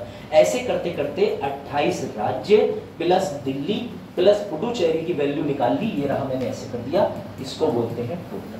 कर दिया, कोई दिक्कत? एमएलए की वैल्यू ऐसे निकलती है। बताओ, राष्ट्रपति चुनाव में एमएलए की वैल्यू निकालने का सीधा फॉर्मूला है आबादी बटे टोटल एमएलए गुणा 1/1000। कोई दिक्कत? अब सर आपने ये सभी राज्यों का टोटल करा दिया, दिखा भी दे रहा हूं तुम्हें थोड़ा सा, इसके लिए डायग्राम जरूरी भी होता है, ठीक है।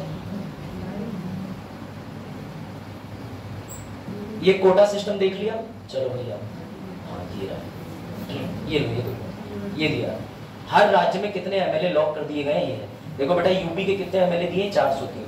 आंध्र प्रदेश के कितने लिखे? 175। ये एमएलए की संख्या नहीं, पर यूपीएससी को बहुत ज्यादा ज्ञान खींचने की जरूरत पड़ती है। यूपीएससी ने 2022 में साफ साफ प्रीलिम्स में पता है क्या पूछ लिया? बताओ असम के एमपी की वोट वैल्यू कितनी है। ये जो क्वेश्चन होते हैं, मैं तुम्हें दिल से बता रहा हूँ, ऐसे क्वेश्चन छोड़ने होते हैं। हर चीज यूपीएससी में अटेम्प्ट नहीं करनी होती, ताकि अब बच्चा एक एक राज्य का डिब्बा रटेगा। बेटा वो बेवकूफ बना रहा है तुम्हें। वो कह रहे हैं जब हम पेपर की कट ऑफ ही 50 से 55% रख रहे हैं प्रीलिम्स की, तो तुम सारे क्वेश्चन कैसे कर लोगे? यही सीन इतिहास में, तुम जान लगा के इतिहास फूंक देना, लेकिन 2-4 ऐसे प्रश्न मिलेंगे आर्ट एंड कल्चर के नहीं मिलेंगे, ये शर्त लगा रहा हूं। तो हर क्वेश्चन अटेम्प्ट नहीं करना होता है। सारे एमएलए की सभी राज्यों की वैल्यू निकालने के बाद सर क्या करेंगे? बेटा कुछ नहीं करेंगे, जो एमएलए की टोटल वैल्यू आई है उसके बटे में लग देंगे लोकसभा राज्यसभा की सीट। मुबारक को किसकी वैल्यू निकल के आ जाएगी? Member of parliament. Member of parliament आसान है, फिर से रिपीट कर दे रहा हूं। हर राज्य के एमएलए की हमने वैल्यू निकाली, सबका हमने सम टोटल करा, जोड़ने के बाद उसको किसके ऊपर रख दिया? लोकसभा राज्यसभा की टोटल सीट के ऊपर रख दिया। गुणे में कोई 1/1000 नहीं करा।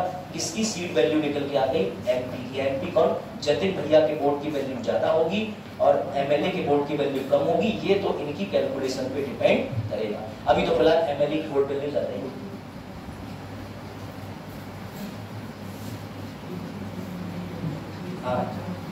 बस सारे उत्तर प्रदेश के सारे एमएलए की टोटल वैल्यू आ जाएगी, वरना एक की भी ना। बिल्कुल बिल्कुल सबका ऐसे समझ गए।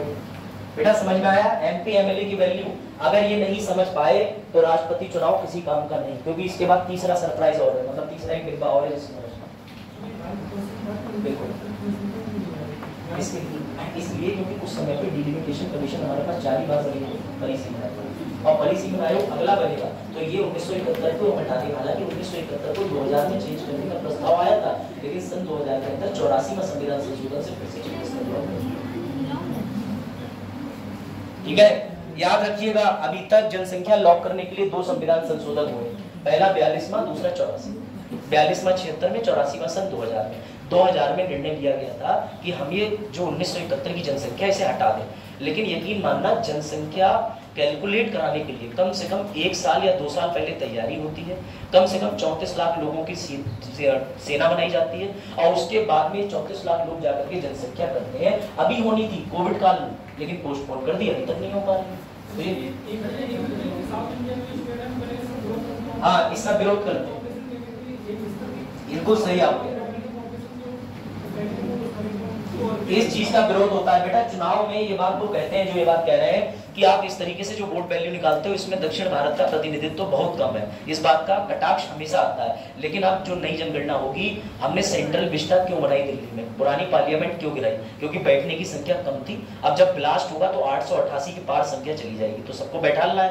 जनगणना से कब तक बचोगे, जनगणना एक ना एक दिन तो होनी है, इसलिए हमने बनाई। ये सारे कंसेप्ट तब है कि जब और बच्चे भी आपकी तरह थोड़ी मेहनत कर लें, वरना इनको ये लग रहा है सब वंदे भारत ट्रेन है, हम तो प्लेन समझ रहे हैं। चलो, तो एमपी की वैल्यू निकल गई, एमएलए की वैल्यू निकल गई, सर सबकी वैल्यू निकल गई। अब हमें क्या करना है, तो बेटा ये राज्य वाली वैल्यू भी निकल गई, एमएलए की वैल्यू भी निकल गई। कुछ नहीं करना है, आपको करना है ये सवाल सॉल्व।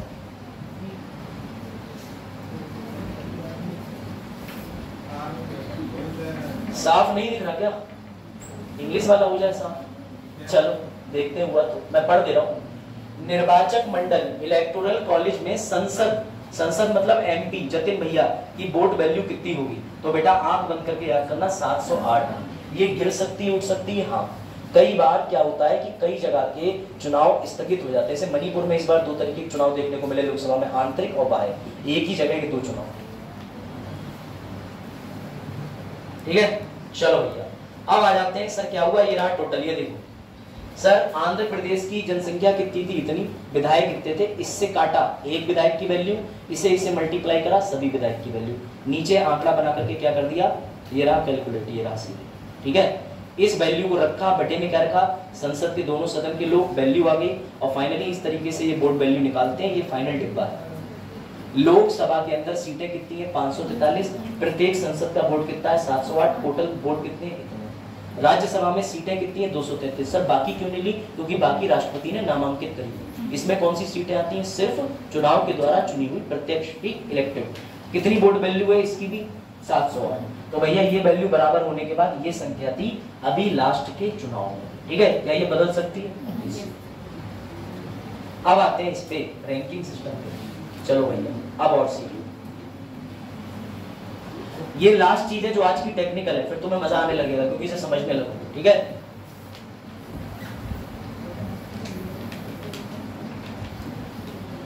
हेडिंग डालो, सिंगल ट्रांसफरेबल वोट, एकल संक्रमणीय मतदान। लिखो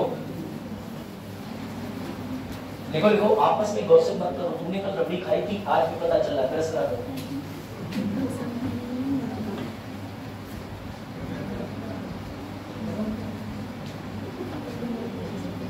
ठीक है बेटा, इसमें लिखो A B C D. Sir ये ए बी सी डी क्यों पढ़ा रहे हो सर, इसमें पिक्चर बनी है sir, A B C D F G H I, हम साथ साथ हैं।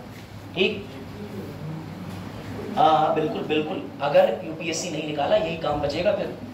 देखो इधर, उसके बाद अब बेटा सुनो, राष्ट्रपति पद के दावेदार कितने भी लोग खड़े हो सकते हैं, पुराने दोबारा से वही राष्ट्रपति भी चुनाव लड़ सकते हैं।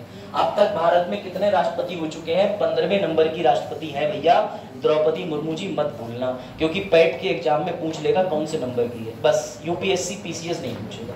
अब समझना, राष्ट्रपति पद के दावेदार ले लेते हैं हम, किसको बताओ अपना नाम भैया, आगे बैठे हुए लड़के। अक्षत, ठीक है, अक्षत पात्र। ठीक, आप बताओ। आयशा, गुड, आयशा के बगल में सूरज। सूरज क्या हुआ, तुम बड़े उदास लग रहे हो, सब ठीक है, अच्छा बारिश आ जाती। हाँ इधर और किस बच्चे का नाम ले ले, अरुण का लेना, किसी को भरवाना भी तो। ठीक है, ध्यान से देखना। अब बेटा यहाँ पर चलते हैं राउंड। सुनो, इस बोर्ड की वैल्यू सुनना, ये आम बोर्ड नहीं है। आज तक तुमने ऐसा, मैंने एक दिन 14 फरवरी को मैसेज डाला आई लाइक यू, तो वो मैसेज उसी लड़की से सीमित हो गया, उसी से गाली पड़ी, उसी से ब्लॉक हुए। लेकिन मेरे मैसेज में शक्ति होती कि उसके मना करने पे ऑटोमेटिकली दूसरी महिला पे ट्रांसफर हो जाता, तो मजे ही मजे आ जाते। कभी मैं डांट पड़ती, मेरे वोट की वैल्यू बढ़ जाती। तो बेटा जो तुम लोकसभा में देते हो नागरिक वाला वोट, उस वोट की वैल्यू वही खत्म हो जाती है, चाहे संजय भैया जीते चाहे ना जीते। लेकिन जो दूसरे तरीके का वोट है वो दूसरे कैंडिडेट से तीसरे कैंडिडेट तक जाता रहता है। सर कैसे जाता है, प्रैक्टिकल करेंगे, समझना जरा। पहला वोटिंग का राउंड हुआ, एमएलए और एमपी वोट करेंगे, सबने वोट करा क्योंकि वैल्यू दोनों की बराबरी आ गई थी, तो वोट करा अक्षत को 1 2 3 4, ये राउंड बन हो गया, कोई बात नहीं। अब इसमें जरा ये देखा जाएगा कि टोटल एक नंबर के वोट किसे ज्यादा मिले। ठीक, तो भैया अक्षत को एक नंबर का अभी यहाँ पर 1 मिला, इसके बाद आयशा को सेकंड, थर्ड, ठीक। बाकी लोग ये जो वोटिंग करते हैं वो अलग अलग कैंडिडेट को करते हैं। जैसे एक व्यक्ति है, उस एक व्यक्ति का एक वोट प्रेफरेंस में आता है स्कोर कार्ड की तरह। मतलब अभी आपसे मैं कहूँ कि साइकिल पे बटन दबाओगे या कमल पे, तो आप दोनों में से एक पे दबाओगे, लेकिन मैं कहूँ कि क्रम बना दो कि मुझे साइकिल पहले नंबर पे पसंद है, बीजेपी दूसरे नंबर पे, कांग्रेस तीसरे पे और चौथे पे आम आदमी पार्टी, तो आप अपने वोट की रैंकिंग देते हो। ऐसी रैंकिंग का मतलब समझिएगा, मैंने दिया अक्षत को नंबर 1, आयशा मैंने कहा चलो 2 पे रख देता हूँ, सूरज अरुण, ये मेरा वोट था। अब ये दूसरे व्यक्ति का वोट है, उसने अक्षत को रखा 4 पे, इनको रखा 3 पे, इनको रखा 1 पे। अब एक व्यक्ति ऐसा है, उसने कहा 1 2 3 4, ध्यान से समझना। एक और व्यक्ति आया, उसने यहाँ पर वोट दे दिया 1 3 2 4। बेटा राउंड 1 पूरा हुआ और राउंड 1 में एक ही जो व्यक्ति के वोट थे वो क्रम अनुसार लग गए। अब ध्यान से सुनना, क्या करेगी मशीन, तो मशीन अब कैलकुलेट करना शुरू करेगी। जरा मुझे बताओ नंबर 4 वोट किसे सबसे ज्यादा मिला है, चौथे नंबर पे सबसे ज्यादा बार कौन है, अरुण है ना। 4 नंबर 4, इसको 3 बार मिले हैं, इसको भैया एक भी बार नहीं मिला है, इसको एक भी बार नहीं मिला, इसको एक भी बार, तो एलिमिनेट कौन हो जाएगा, बैक टू होम। ध्यान से समझ, अरुण का कैंडिडेचर लो, बस खुश। अब ध्यान से समझना, अरुण का कैंडिडेचर रद्द हो गया यहाँ से। अब कौन बचे, सूरज, आयशा, अक्षत। अब ध्यान से सुनना ट्विस्ट, 4 नंबर जो अरुण ने यहाँ पर पाए थे नंबर 1 कैंडिडेट से, 3 सूरज को पाया था। अब ये 3 नंबर जो है वो किसको चला जाएगा बेटा, तो ये वाला नंबर 2 बन के आयशा को चला जाएगा और नंबर 4 किस पे ट्रांसफर हो जाएगा, 3 बन के सूरज पे। फिर से समझना, ये भी यहाँ पर अरुण की जगह दूसरे कैंडिडेट ने कितना दिया था, 1। अब ये 1 के बाद इसने जिसे जो 2 दिया था, ये 2 ट्रांसफर होके कहाँ चला जाएगा, 3 वाले के पास आ जाएगा 4 और 2 वाले के पास 3 और 1 वाले के पास में 2। यानी आपका जो वोट है उसका प्रेफरेंस बदलता चला जाएगा। आपने जिसको दूसरे स्थान पे रखा होगा, आपका 4 नंबर का वोट करने के बाद उस व्यक्ति की वोट वैल्यू आपकी तरफ से किस पे पहुंच जाएगी, पहले पे। ये राउंड कम से कम 10 घंटे चलता है और जब तक कि सारे वोट निकालते कोटा अचीव नहीं हो जाता तब तक कि राष्ट्रपति नहीं चुना जाता है। मैं आपको एक बार और इस सीक्वेंस को बता दे रहा हूँ दूसरे ऑर्डर में, ये समझना है जो लोग नहीं भी समझ पाए।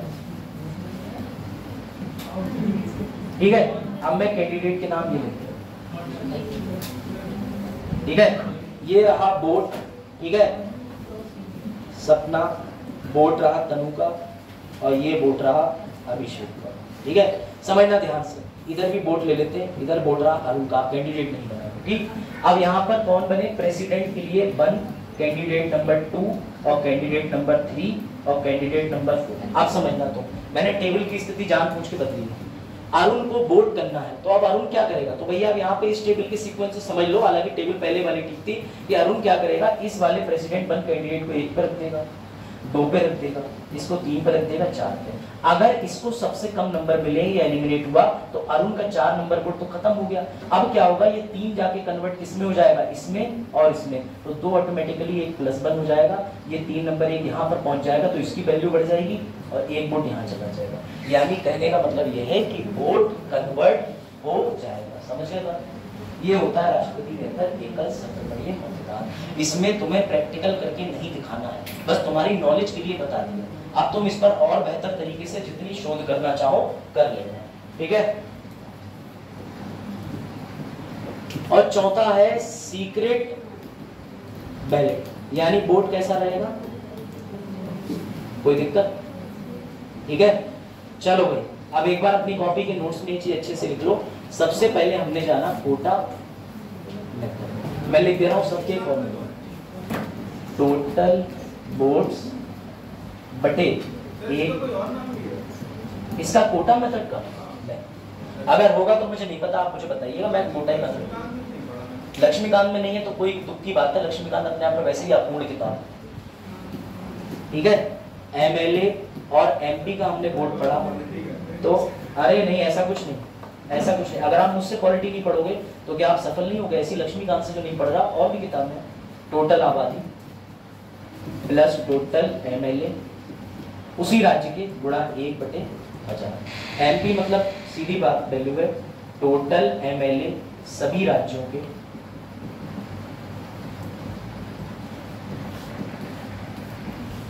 ठीक है, बटे में राज्यसभा प्लस लोकसभा की टोटल सीट्स आ जाएगी एक एमपी की वैल्यू, सिंपल सी बात, ठीक है। ये 3 फॉर्मूले आपको समझने होंगे, याद करने होंगे।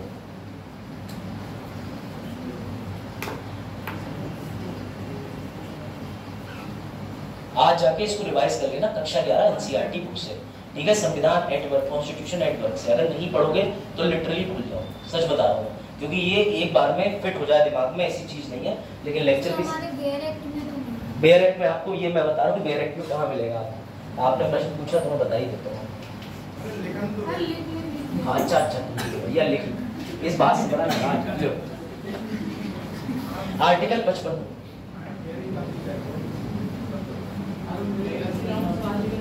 इसे, हाँ उनका नाम काट दिया, बताओ वैसे तो रजिस्ट्रेशन भी लिया मेरा नहीं, काफी लोगों का नहीं है, त्रिपाठी जी का भी नहीं है। कोई बात नहीं, त्रिपाठी जी पूछनी है।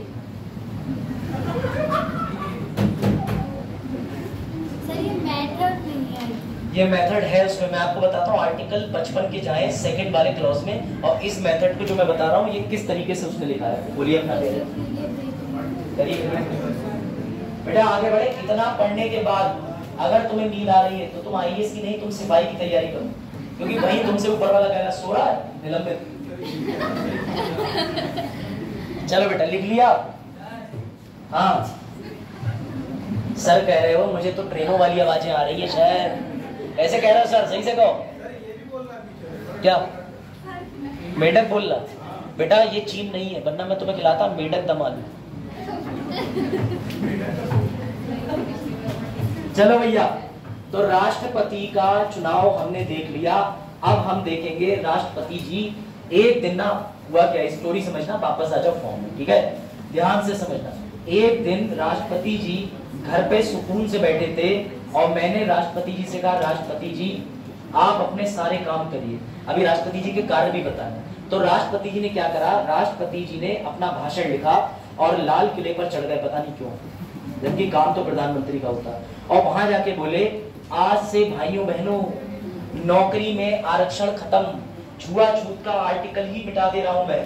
तो बेटा तुरंत ही जितने भी वहां पर अच्छे ऑफिसर थे वो दौड़े, बोले अरे क्या हो गया है भैया राष्ट्रपति को, इन्होंने ध्यान देना, ध्यान, इन्होंने आर्टिकल को गलत पढ़ दिया, आर्टिकल को खत्म करने की बात कर रहे हैं। अगर बेटा याद रखना, कभी कोई भी राष्ट्रपति सिर्फ और सिर्फ संविधान के कार्य करने में फेल होता है तो राष्ट्रपति का क्या किया जा सकता है, महाभियोग। याद रखना, सिर्फ एक ही कंडीशन है। सर ये कंडीशन क्यों बता रहे हो? क्योंकि पीसीएस में क्वेश्चन आया है कि राष्ट्रपति जो है वो अपनी आयु के चलते कोई भी फैसला लेने में असमर्थ है, क्या उसका महाभियोग किया जा सकता है? सिर्फ और सिर्फ तब किया जा सकता है जब वो संवैधानिक त्रुटि करे या संविधान के बताए रास्ते पर नहीं चले। सर कैसे? राष्ट्रपति को करना था हस्ताक्षर ऑर्डिनेंस पे, नहीं करना। राष्ट्रपति को किसकी सलाह पर काम करना था? मंत्री परिषद और उसके प्रधानमंत्री की, नहीं कर रहा। तो राष्ट्रपति के खिलाफ क्या लाया जा सकता है? समझ आया? लिखो भाई, महाभियोग। तुम में से कितने बुद्धिमान बच्चे हैं? मैं तुम्हारा ट्रिक क्वेश्चन खेल रहा हूं, बताओ। महाभियोग एक प्रस्ताव होता है, एक बिल होता है जिसे कहते हैं मोशन। बिल लाने के लिए हमेशा नियम है कि संसद के सदन में लाओगे। मैं आपसे पूछ रहा हूँ कि राष्ट्रपति को हटाने के लिए महाभियोग बिल की प्रस्तुति पहले नीचे सदन में करोगे या ऊंचे सदन में करोगे? किसी भी सदन में कर सकते हैं। वेरी गुड, जो बच्चे कह रहे हैं किसी भी सदन में कर सकते हैं, शाबाश बेटा, उनका आंसर बिल्कुल ठीक है। लेकिन याद रखना, किसी भी सदन में करने पे सदन के नाम बदल जाते हैं। सर कैसे? अगर तुमने पहले लोकसभा में कह दिया तो बेटा ये बोला जाएगा, याद रखना, प्राइमरी हाउस, और ये बोला जाएगा इंक्वायरी हाउस। अगर तुमने पहले इसमें पेश कर दिया तो ये बोला जाएगा प्राइमरी हाउस, सेकंड इसमें पेश कर दिया तो ये बोला जाएगा इंक्वायरी हाउस। ये नहीं पता होती है बच्चों को, ये प्रैक्टिकल है। लेकिन खुशी की बात एक और भी, आज तक भारत में किसी भी राष्ट्रपति का महाभियोग हुआ ही नहीं, तो टेंशन की बात नहीं। ठीक है, बता। सर एक बार हुआ था, पर उनको मतलब हार गए थे, उन्हें महाभियोग से निकाल दिया। हाँ, वो चीफ जस्टिस दीपक मिश्रा थे, तो वो राष्ट्रपति नहीं थे। ठीक है, राष्ट्रपति नहीं थे, चीफ जस्टिस दीपक मिश्रा थे। उनसे पहले एक और थे, ठीक है, कर्नाटक के, तो उनके आरोप लगे थे। मैं बता देता हूँ, जो केस है 2016-17 का है, उसमें बोला गया था master of the roster, government के ठेके थे, उसमें दीपक मिश्रा पर्टिकुलर बेंच को मामले भेजे, तो आरोप लगा था महाभियोग होने वाले थे। खैर, हाँ, निर्विरोध, निर्विरोध। लेकिन नीलम संजीवन रेड्डी को नाम वापस करा लिया गया था बीबी गिरी के चक्कर में। बहुत बड़ी पॉलिटिक्स हुई थी। बीबी गिरी जो है वो इंदिरा गांधी जी के बड़ा अच्छे वाले मित्र थे, तो इंदिरा गांधी जी ने बीबी गिरी को आगे पहुंचाने के लिए संजीवन रेड्डी का नाम पीछे करा। अगली बार ये बात बुरी लग गई, नीलम संजीवा रेड्डी वो सब पुरुष, महिला नहीं थे, ध्यान रखना। तो नीलम संजीवा रेड्डी ने अगली बार खड़े होकर निर्विरोध जीता। कहा जाता है कि 25 जुलाई को उन्होंने ऐसी शपथ ली, उसको शुभ दिन मान लिया गया। तब से आज तक शपथ राष्ट्रपति की कब होती है? सिर्फ और सिर्फ 25 जुलाई, यही कहा। चलो भैया इधर देखो, इधर ध्यान से समझना। सबसे पहले सर, लोकसभा राज्यसभा के अंदर मैंने राष्ट्रपति की शिकायत करनी है। बेटा राष्ट्रपति को हटाने की प्रक्रिया किसने दी है? अनुच्छेद 61। अब मान के चलो तुमने लोकसभा में, बातें मत करो, राष्ट्रपति को हटाने का प्रस्ताव लेके आए, तो बेटा राष्ट्रपति जो है कोई बालक नहीं है कि जिसे डांट के भगा दिया। तुम्हें कम से कम 14 दिन का नोटिस देना पड़ता है, और इस प्रस्ताव के लिए 1/4 लोगों का समर्थन भी करना पड़ता जरूरी है। 1/4 कैसे? यहाँ तुम्हें कोई क्लास में विषय पसंद ना आए, अकेली बच्ची हिम्मत की रानी, झांसी की रानी बन जाए, तो तुम सब गधे हो। क्योंकि राष्ट्रपति को हटाने के लिए सबका समर्थन, सबका साथ, सबका विकास चाहिए। उसके लिए जब तक क्लास की न्यूनतम 1/4 आबादी भी जा करके कुछ नहीं बोलेगी तो कुछ नहीं हो सकता। ऐसे राष्ट्रपति इतना मजबूत पद है, उसे हटाने के लिए क्या करना होगा? क्लास के 1/4 लोग एक बिल बनाएंगे, प्रस्ताव, जिससे पता चलेगा कि मामला कुछ तो गड़बड़ है, वरना आधे से ज्यादा ये कह के निकल लेंगे हमें राष्ट्रपति से कोई दिक्कत ही नहीं। समझो बात को, बात समझ रहे हो? हाँ, मैं इसीलिए बता रहा हूँ, पॉलिटी प्रैक्टिकल जीवन में उतार लो, दुनिया में तुम्हारे सारे कार्य आसान हो जाएंगे। ठीक है, तो इसीलिए मैं बता रहा हूँ, अगर 1/4 लोग राजी नहीं हुए तो तुम राष्ट्रपति छोड़ो, उसका जूता भी नहीं हिला सकते। समझ गए? 1/4 लोग, समझिएगा सर। ये 1/4 किसके? ध्यान देना, अगर लोकसभा में बिल लाए हो तो किसके 1/4? लोकसभा में। सर राज्यसभा में लाए हो तो किसके 1/4? राज्यसभा। सर किसके?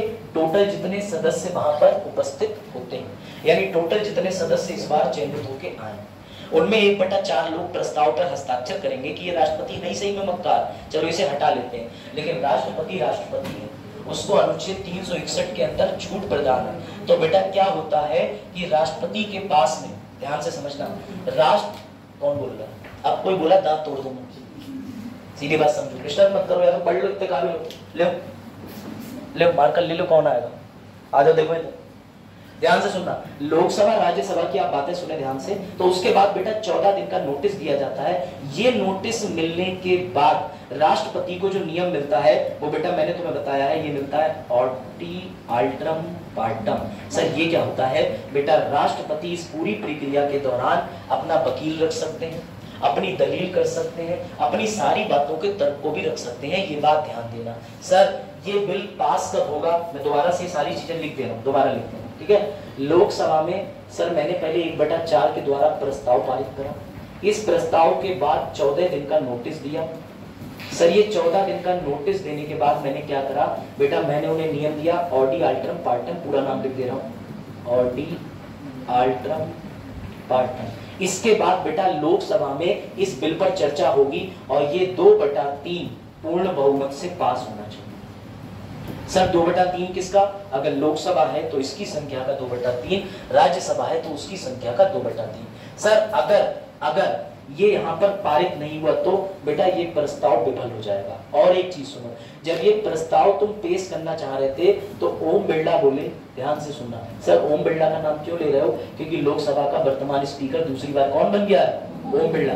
ओम बिरला बोले मैं ये बिल लाने ही नहीं दूंगा। क्या कर लो, क्या कर लो, खत्म महाभियोग यही। तभी तो इन राजनीतिक पदों पर व्यक्ति विशेष क्यों बैठा ले जाते हैं? बुद्धि लगाओ ताकि वो हमारे लिए काम करे। अगर मैं रहने वाला लखनऊ का हूँ तो मैं चाहूंगा अभ्युदय में सिर्फ लखनऊ के बढ़ जाए, मेरी जनता मेरी प्रजा। अगर मैं रहने वाला पाकिस्तान का हूँ तो मैं चाहूंगा सिर्फ इलाहाबाद मतलब पाकिस्तान के ही लोग बढ़ जाए। समझो बात, ठीक है। उसके बाद ध्यान दीजिए, तो बेटा अगर ओम बिरला जी ने यही मना कर दिया तो ये प्रस्ताव तो बोल के पढ़ा ही नहीं जाएगा। समझ गए बात? ध्यान से समझना, रिपीट कर रहा हूं। मान लो ये बिल लोकसभा से पारित हो गया, अब ये कहां पहुंचेगा? राज्यसभा। सेम काम, राज्यसभा में भी ये पूरा बिल पढ़ा जाएगा, इस पे डिबेट होगा, डिस्कशन होगी, वोट होगा, और यहाँ भी इसे कितना बहुमत चाहिए?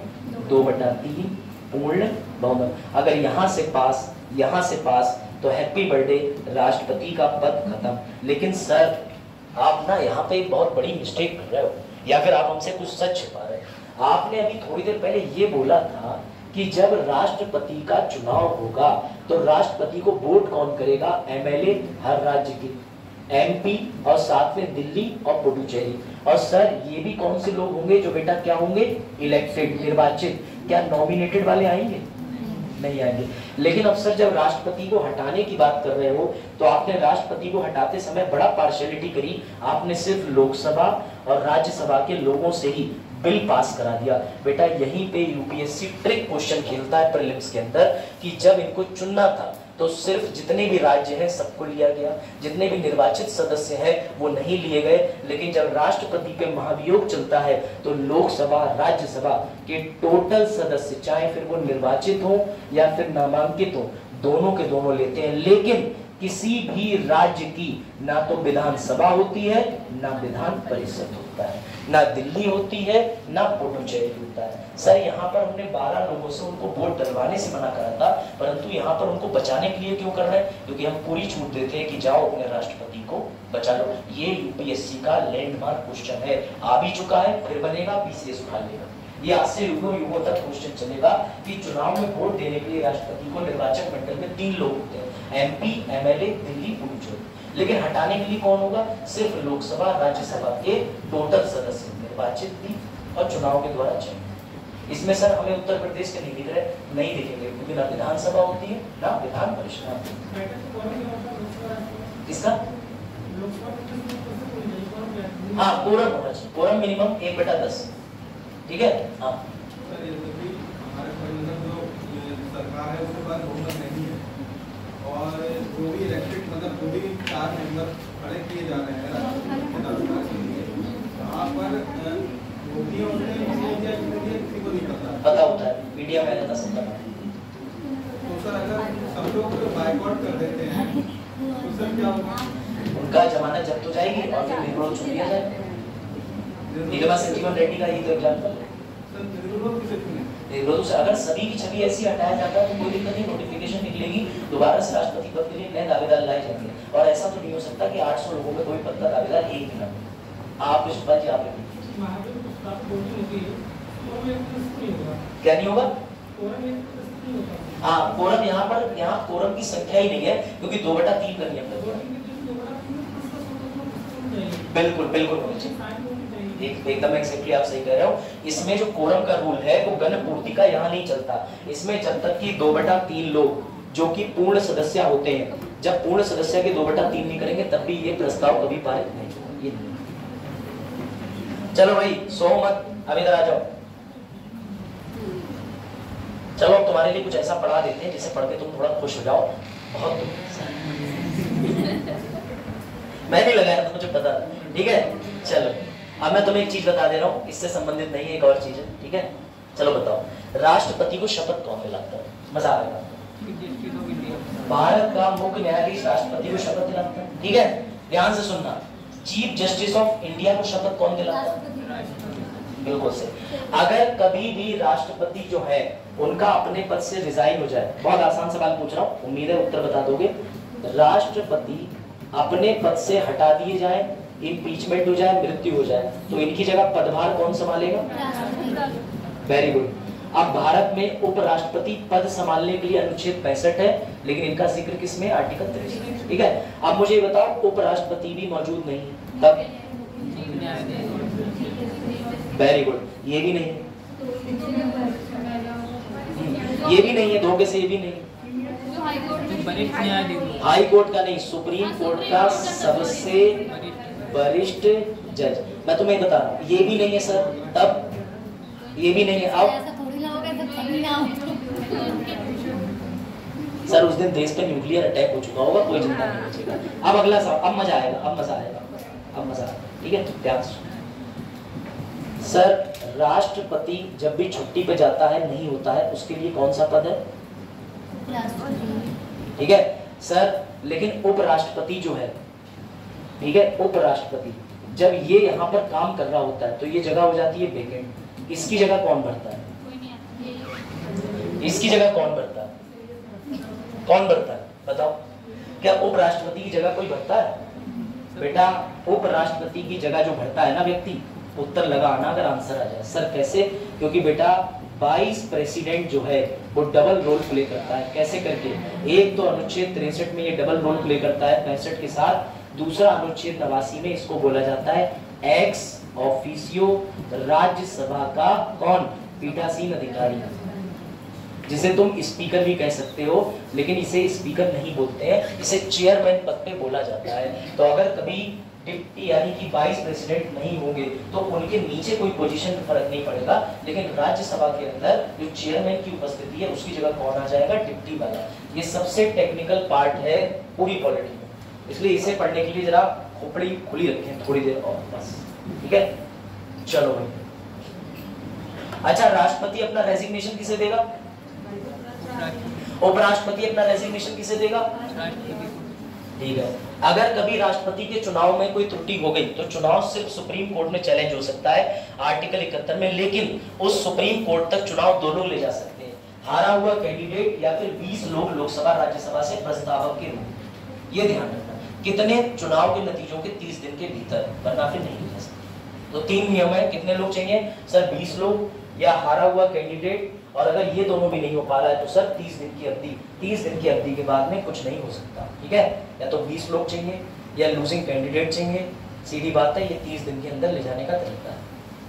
चलो आवाज 71 के अंदर ये बता दिया, ये लिस्ट नोट करेंगे आप, कर लीजिए फटाफट से, इसको नोट कर लो, फिर तुम्हें इनके ड्यूटी और कर्तव्य बता दो, फिर ये टॉपिक एटलीस्ट ओवर हो जाए। उपराष्ट्रपति कल ही शुरू करें, तो तुम लोग दिमाग में बैठे हुए इतना रिवाइज कर लो, यही बहुत था। हाँ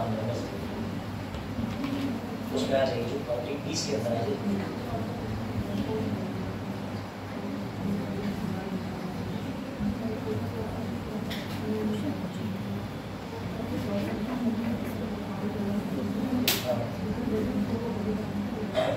दोनों जगह लगे, दोनों जगह में इलेक्ट्रॉन काटना, क्योंकि दोनों जगह इसे क्वासी जुडिशियल फंक्शन बोलते हैं। लिख लिया? जब लिखने तो बताइए। आई नो थोड़ा फास्ट है ऑप्शन। देखिए 55 के अंदर एक चीज लिखी हुई है, ये और इसको each elected member of either house legislative, ये जो टुकड़ों दिया हुआ ना, इसी के साथ में प्रेसिडेंट वाइस प्रेसिडेंट इलेक्शन 1952 के अंतर्गत इसे फॉर्मलाइज करते हैं। बस समझ गए? हाँ, 30 दिन का मतलब राष्ट्रपति चुनाव के नतीजे आने के 30 दिन के उपरांत, यानी 30 दिन के अंदर अंदर, 30 दिन निकल गए, काम खत्म, ठीक है बेटा? राष्ट्रपति 3 दिन चलता है कम से कम, मेरे द्वारा तो पढ़ा हुआ 3 दिन चलता है, लेकिन अब मैं क्या करूं, मुझे टाइम बाउंडेड तरीके से फिनिश भी करना है, मैं नहीं चाहता कि छूट भी जाए कुछ इंपॉर्टेंट, तो मैं प्रयास कर रहा हूँ कि बताता चलूं, ठीक है? आर्टिकल 61 के अंदर महाभियोग मैंने तुम्हें बता दिया, जरा एक बार इस प्रश्न का उत्तर दे दें प्यार से, सभी बार दिल खुश हो जाए। तो फिर आगे बढ़े। दिख नहीं रहा? कतई नहीं दिख रहा, वो अच्छा जूम कर दे। ध्यान से पढ़ना, ये यूपीएससी का प्रश्न। अब ठीक से पढ़िएगा, ठीक से, ठीक है। भारत के राष्ट्रपति द्वारा महाभियोग अनुच्छेद 61 महाभियोग के बारे में पढ़िए जरा। संविधान के उल्लंघन के आरोप को सदन द्वारा तब तक प्राथमिकता नहीं दी जा सकती जब तक प्रस्ताव वाला एक प्रस्ताव लिखित रूप से 7 दिन के नोटिस के बाद कम से कम 1/4 द्वारा हस्ताक्षरित किया जाता है उस सदन के कुल सदस्यों की संख्या का चौथा भाग। दूसरा लिखा है प्रस्ताव सदन की कुल सदस्यता के कम से कम 2/3। तो इसमें सही कौन सा, गलत कौन सा? नीचे पूछा गया है कौन सा सही है। हाँ, अब तुम लोग अगर थोड़ा भी यूपीएससी को समझ पा रहे होगे तो तुम सबसे पहले यहीं पे जीत जाओगे। कहाँ गया महाभियोग के बाद? 7 दिन। अभी मैंने बोला कितने दिन का नोटिस? 14। सर ये सही है, ये सही है, लेकिन पूरा स्टेटमेंट गलत। तो इसका आंसर क्या होगा? केवल। हो गया? आसान इसीलिए लगता है क्योंकि तुम सीधे डायरेक्ट से पढ़ रहे हो। इंग्लिश में भी है भैया पीडीएफ, ठीक। और जिन्हें उत्तर नहीं दिख रहा था कोई बात नहीं, मोती आ गए। चलो भैया अब आ जाओ, ये लो इसका उत्तर और दे दो। कौन राष्ट्रपति के महाभियोग में भाग नहीं ले सकता? पढ़ाया है। हाँ विधानसभा के बेटा इसका उत्तर आएगा राज्य की विधानसभा के निर्वाचित सदस्य। सर क्यों नहीं? क्योंकि संसद के ही सदस्य उसे हटाने में पार्टिसिपेट कर सकते। ठीक है, ये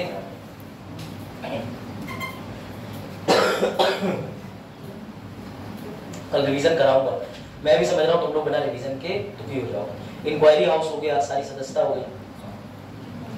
बेटा ये सबसे गोल्डन मेंस का क्वेश्चन है। इसका जो आंसर आज दे ले गया, इसका मतलब ये उसने पॉलिटी अपने जीवन काल में कभी ना कभी तो ठीक ठाक से पढ़ ली, वरना फिर तो मैं हूं। ये बताओ, इसका उत्तर देने का प्रयास करें।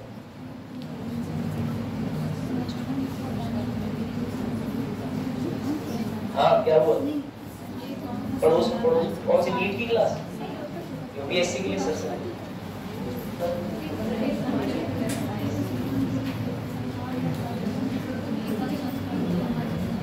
जी।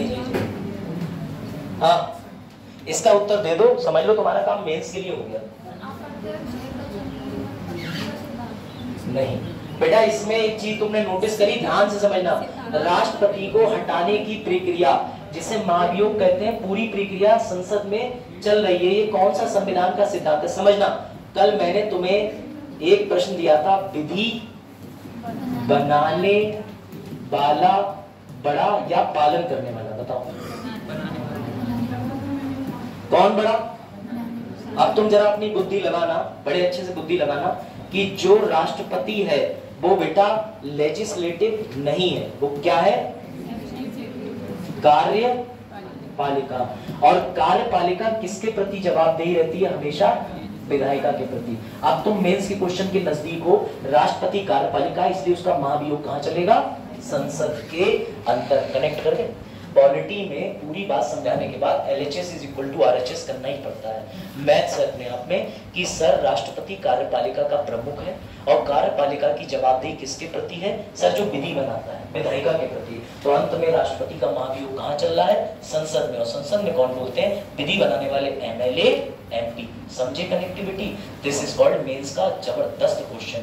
ये पूछेगा तुम्हें महाभियोग की प्रक्रिया बतानी है, लेकिन शुरुआत किस फॉर्मूले से करनी है? अगर तुमने गोल्डन लाइन डाल दी कि यद्यपि अनुच्छेद 53 के अनुसार राष्ट्रपति कार्यपालिका प्रमुख है एवं नियम ये कहता है, सिद्धांत कहता है कि कार्यपालिका किसके प्रति उत्तरदायी है? विधायिका के प्रति। इसी कारणवश राष्ट्रपति का महाभियोग कहाँ चलता है? संसद में विधायिका के साथ। ये है क्या हुआ? जोर से बोलो यार, जय माता की बोल रहा हूं। सुप्रीमेसी ऑफ कॉन्स्टिट्यूशन यहाँ नहीं आएगा। सुप्रीमेसी ऑफ कॉन्स्टिट्यूशन का कोई सेंस नहीं है। सुप्रीमेसी ऑफ कॉन्स्टिट्यूशन आएगी लॉर्ड अयप्पा के केस में। यहाँ रूल ऑफ लॉ भी नहीं फिट होगा, ध्यान रखना बेटा। ये चीजें यूपीएससी की हैं, इसलिए सर के ऊपर से जाएंगी। बढ़िया है जो बच्चे 10 क्लास झेल के आने की क्षमता रखते हैं, बढ़िया। चलो भैया, अपने राष्ट्रपति के कुछ कर्तव्य है, वो कर्तव्य भी लिख लो। पहले तो ये लिख लीजिए, ये 5 कर्तव्य हैं, लिखो फटाफट। राष्ट्रपति क्या क्या कार्य करता है? देखो, कार्यपालिका यानी कार्यकारी कार्य करता है, कूटनीतिक कार्य करता है, मिलिट्री के कार्य करता है, राजनीतिक कार्य करता है, क्षमा याचना के कार्य करता है। पर सर कभी दिखता नहीं कोई कार्य करते हुए, क्योंकि सारे कार्य वो करवाता है अनुच्छेद 53 के अंदर।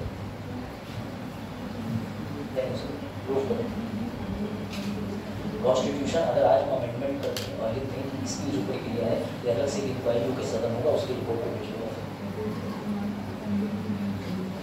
समझे नहीं बात? कॉन्स्टिट्यूशन सुप्रीमेसी आप उन चीज़ों में ला सकते हो जहाँ पर, जिसे आप ये कह सकते हो कि यहाँ से कॉन्स्टिट्यूशन का तब सिद्धांत बनाऊंगा जब आर्टिकल 50 की बात करूँगा, क्योंकि संविधान में लिखा है कि जुडिशरी और एग्जीक्यूटिव दोनों अलग अलग है, लेकिन यहाँ एग्जीक्यूटिव और लेजिस्लेटिव की बात है। तो कॉन्स्टिट्यूशन सुप्रीमेसी में कहीं लिखित में नहीं, लेकिन doctrine of cross check and balance की वजह से ये फॉर्मूला चलता है।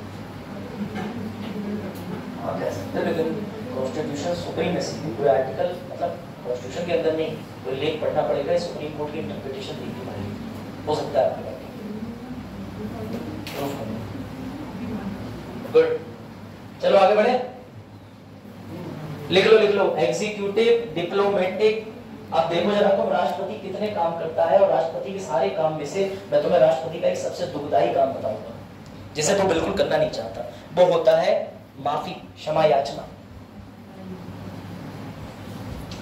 आर्टिकल 72 मर्सी पिटीशन पढ़ा होगा आप लोगों ने, शुरू करें?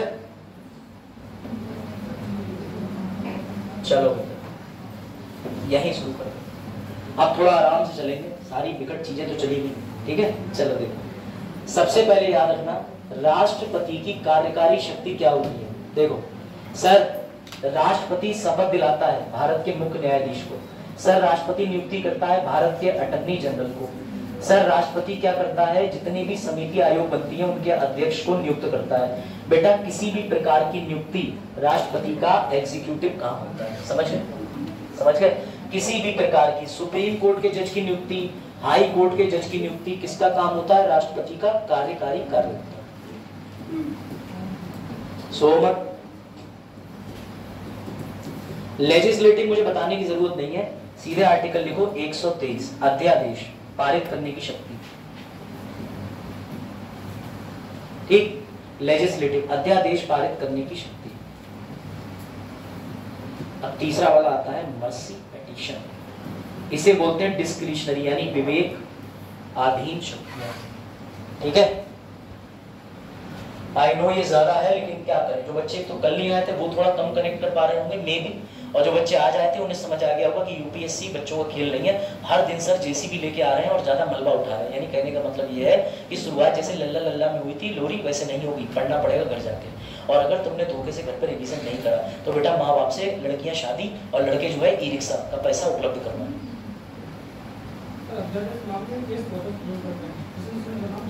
ठीक है,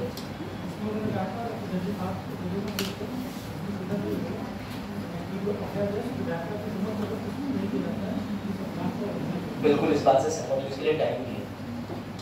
हाँ बिल्कुल आप जो कहना ये ठीक है, ये ऐसा बात है इसमें 6 हफ्ते की जो लिमिट होती है उसको दोहराया गया और बताया गया कि आपको पेश करना।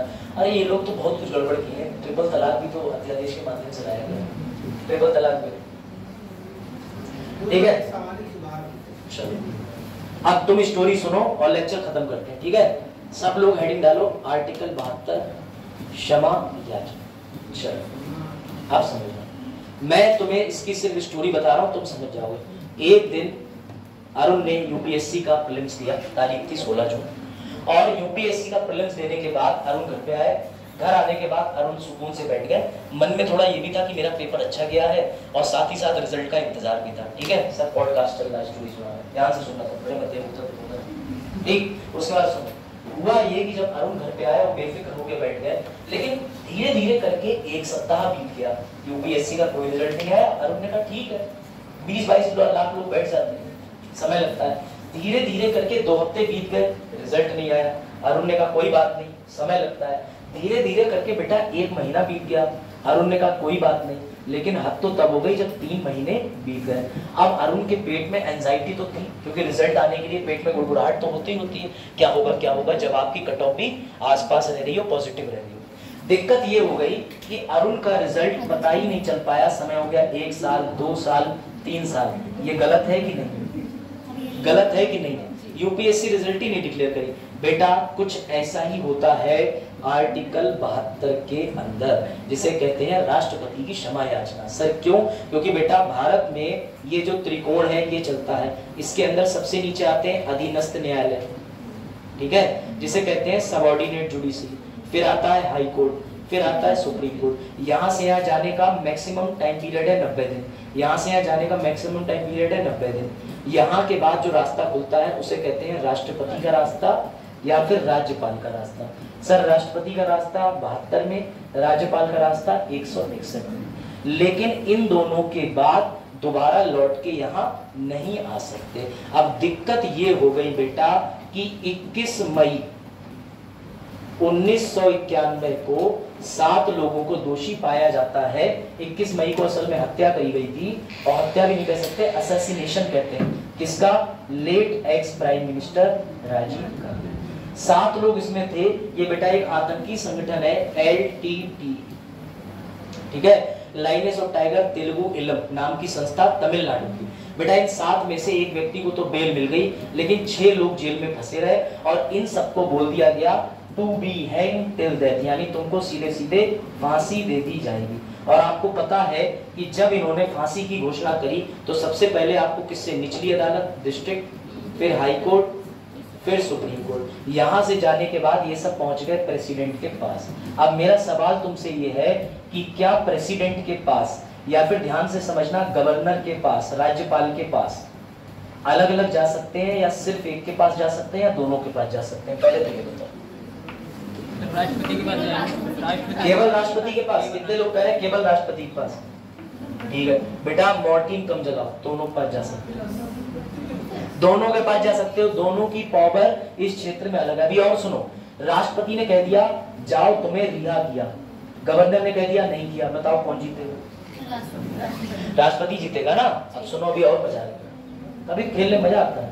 सर फांसी माफ करने की इनको कहाँ है मैं बता रहा हूँ, यहीं पे तो जो आपने पॉइंट बोला ना, ये पॉइंट आपने अच्छा बोला कि उन्हें डेथ के रूप में नहीं दी जाती। सुनना ध्यान से, अब सुनना। उसके बाद प्रेसिडेंट ने मना कर दिया, गवर्नर ने हाँ कर दिया। अब बताओ फंसे? अब फंसे? सर अब भी रिहा कर दिया जाएगा। ये पावर दोनों की अलग अलग होती है, समझ में आई? इसलिए कंफ्यूज मत होना, दोनों की पावर अपने आप में अलग है। क्योंकि बेटा ध्यान से सुनना, अब होता क्या है, जब मामला प्रेसिडेंट के पास पहुंचा, ध्यान से सुनना, बहुत ध्यान से, जब मामला राष्ट्रपति के पास पहुंचा तो राष्ट्रपति के पास में 5 हथियार होते हैं शक्तियों को अपनी प्रयोग करने के लिए। आजीवन कारावास को कम अवधि की सजा में परिवर्तित कर देना, कम्यूट कर देना, रिप्राइव कर देना, रेस्पाइट कर देना, या पूर्ण रूप से क्षमा कर देना, जिसे पार्डन कहते हैं। 5 प्रकार के पास राष्ट्रपति की शक्तियां होती हैं। चाहो तो उनको लिख सकते हो। सबसे पहली होती है रिप्राइव, लिख लो। अगली होती है रेस्पाइट, तीसरी होती है कम्यूट, ठीक है। एक होती है पार्डन। एक कौन सी है? रेस्पाइट, रिप्राइव, कम्यूट, पार्डन, और एक और होती है शक्ति। I think respite, revive, reprieve, एक और होती है। चलो है मार्शल लॉ नहीं, वो तो ट्रीट करने की शक्ति होती है। रिप्राइव, रिस्पाइट, कम्यूट, पार्डन, और एक शायद कन्वर्ट करके कुछ होती है, कन्वर्ट, ठीक है। जो भी है अभी ये लिख लो, मैं इसका करेक्ट नाम तो मैं आगे स्लाइड में, कोई दिक्कत नहीं। मतलब कुल मिलाकर के राष्ट्रपति चाहे जैसे, हाँ, कोर्ट मार्शल के तो केसेस को देखता है, ठीक है। आप ठीक है। अब मुझे इसका उत्तर दो। कोई महिला जेल पहुंची, उसे आजीवन कारावास बोल दिया या फांसी की सजा दी, लेकिन उसके पेट में कोई शिशु है, तो जिस शिशु की गर्भ में है उसकी कोई गलती तो है नहीं, तो बेटा राष्ट्रपति कम्यूट कर सकता है। कम्यूट का मतलब कि उसकी जो मृत्यु है उसको छूट प्रदान करके, जो बेटा बच्चा जो है अब उसका जन्म होना है तो उसकी सजा माफ करके कर सकता है आजीवन कारावास। ऐसा पिक्चर में किया गया। वो कौन सी शाहरुख खान की पिक्चर आई थी? हाँ, अमिताभ बच्चन की भी थी। शाहरुख खान की पिक्चर आई थी ना, इसमें उसने गवर्नमेंट को खुल के क्रिटिसाइज किया है। आज जवान मूवी आई थी। जवान मूवी में एक बेवकूफी दिखाई, दीपिका पादुकोण को बच्चे का जन्म होने के बाद फिर से टांग दिया। ऐसा कुछ नहीं होता, समझ रहे? वो कुछ ज्यादा ही आगे निकल गए, खुद के जज बना लिए, ठीक है। चलो भैया अब वापस से समझना। 21 मई 1991 का जब केस चला था तो ये लोग सबसे पहले निचली अदालत में गए, हाई कोर्ट में गए, सुप्रीम कोर्ट में गए। उसके बाद ये किसके पास गए? प्रेसिडेंट के पास गए। बेटा प्रेसिडेंट ने, इतना मामला चल रहा था तो इनमें से जो 6 के 6 लोग बचे थे, उनमें से कई लोगों की सजा में परिवर्तन कर दिया क्योंकि राष्ट्रपति के पास शक्ति है, लेकिन किसी को भी माफ नहीं किया था। बेटा ध्यान से सुनना, ये मामला किन किन के पास गया, तो ये मामला पहुंचा तमिलनाडु राज्य का मामला था, तो वहां के गया गवर्नर के पास। देश के किसके पास गया, राष्ट्रपति के पास। इन दोनों के पास में ये मामला पड़ा रहा पेंडिंग। सर पेंडिंग कब तक पड़ा रहा, 1991 से लेके 2023 तक। अब ये अरुण की कंडीशन बन गई कि जरा रिजल्ट का डर फेस करो कि आज हमें माफ कर रहा राष्ट्रपति, आज कर रहा। इसमें जो एक महिला थी, जब वो जेल गई थी, उसकी बच्ची छोटी थी, नीलनी की, उसने अपनी बेटी का कन्यादान करा 2022 में, शादी में जाने की छूट मिली थी, मतलब गई तो उसकी बेटी का जन्म हो चुका था, और बेटी का जन्म, क्योंकि बेटी के जन्म के चक्कर में ही उसको फांसी से वो वाली सजा कन्वर्ट कर दी गई थी। तो जब वो जेल में रही और अपनी बेटी का कन्यादान करने जेल से गई, बेटा इसीलिए कहते हैं कि जज साहब की वैल्यू डीएम साहब से बड़ी ऐसी नहीं होती है। भारत में एक अनुच्छेद है जिसे संविधान में वर्णित किया गया पूर्ण न्याय के नाम से, पूर्ण न्याय, एब्सोल्यूट जस्टिस के नाम से। सुप्रीम कोर्ट ने इसका प्रयोग करा और 2023 के लास्ट मंथ में इन 6 के 6 लोगों को, हो गया सिर्फ 1 मिनट, इन 6 के 6 कैंडिडेट को कह दिया जेल से बाहर जाओ, रोक दो। अब आप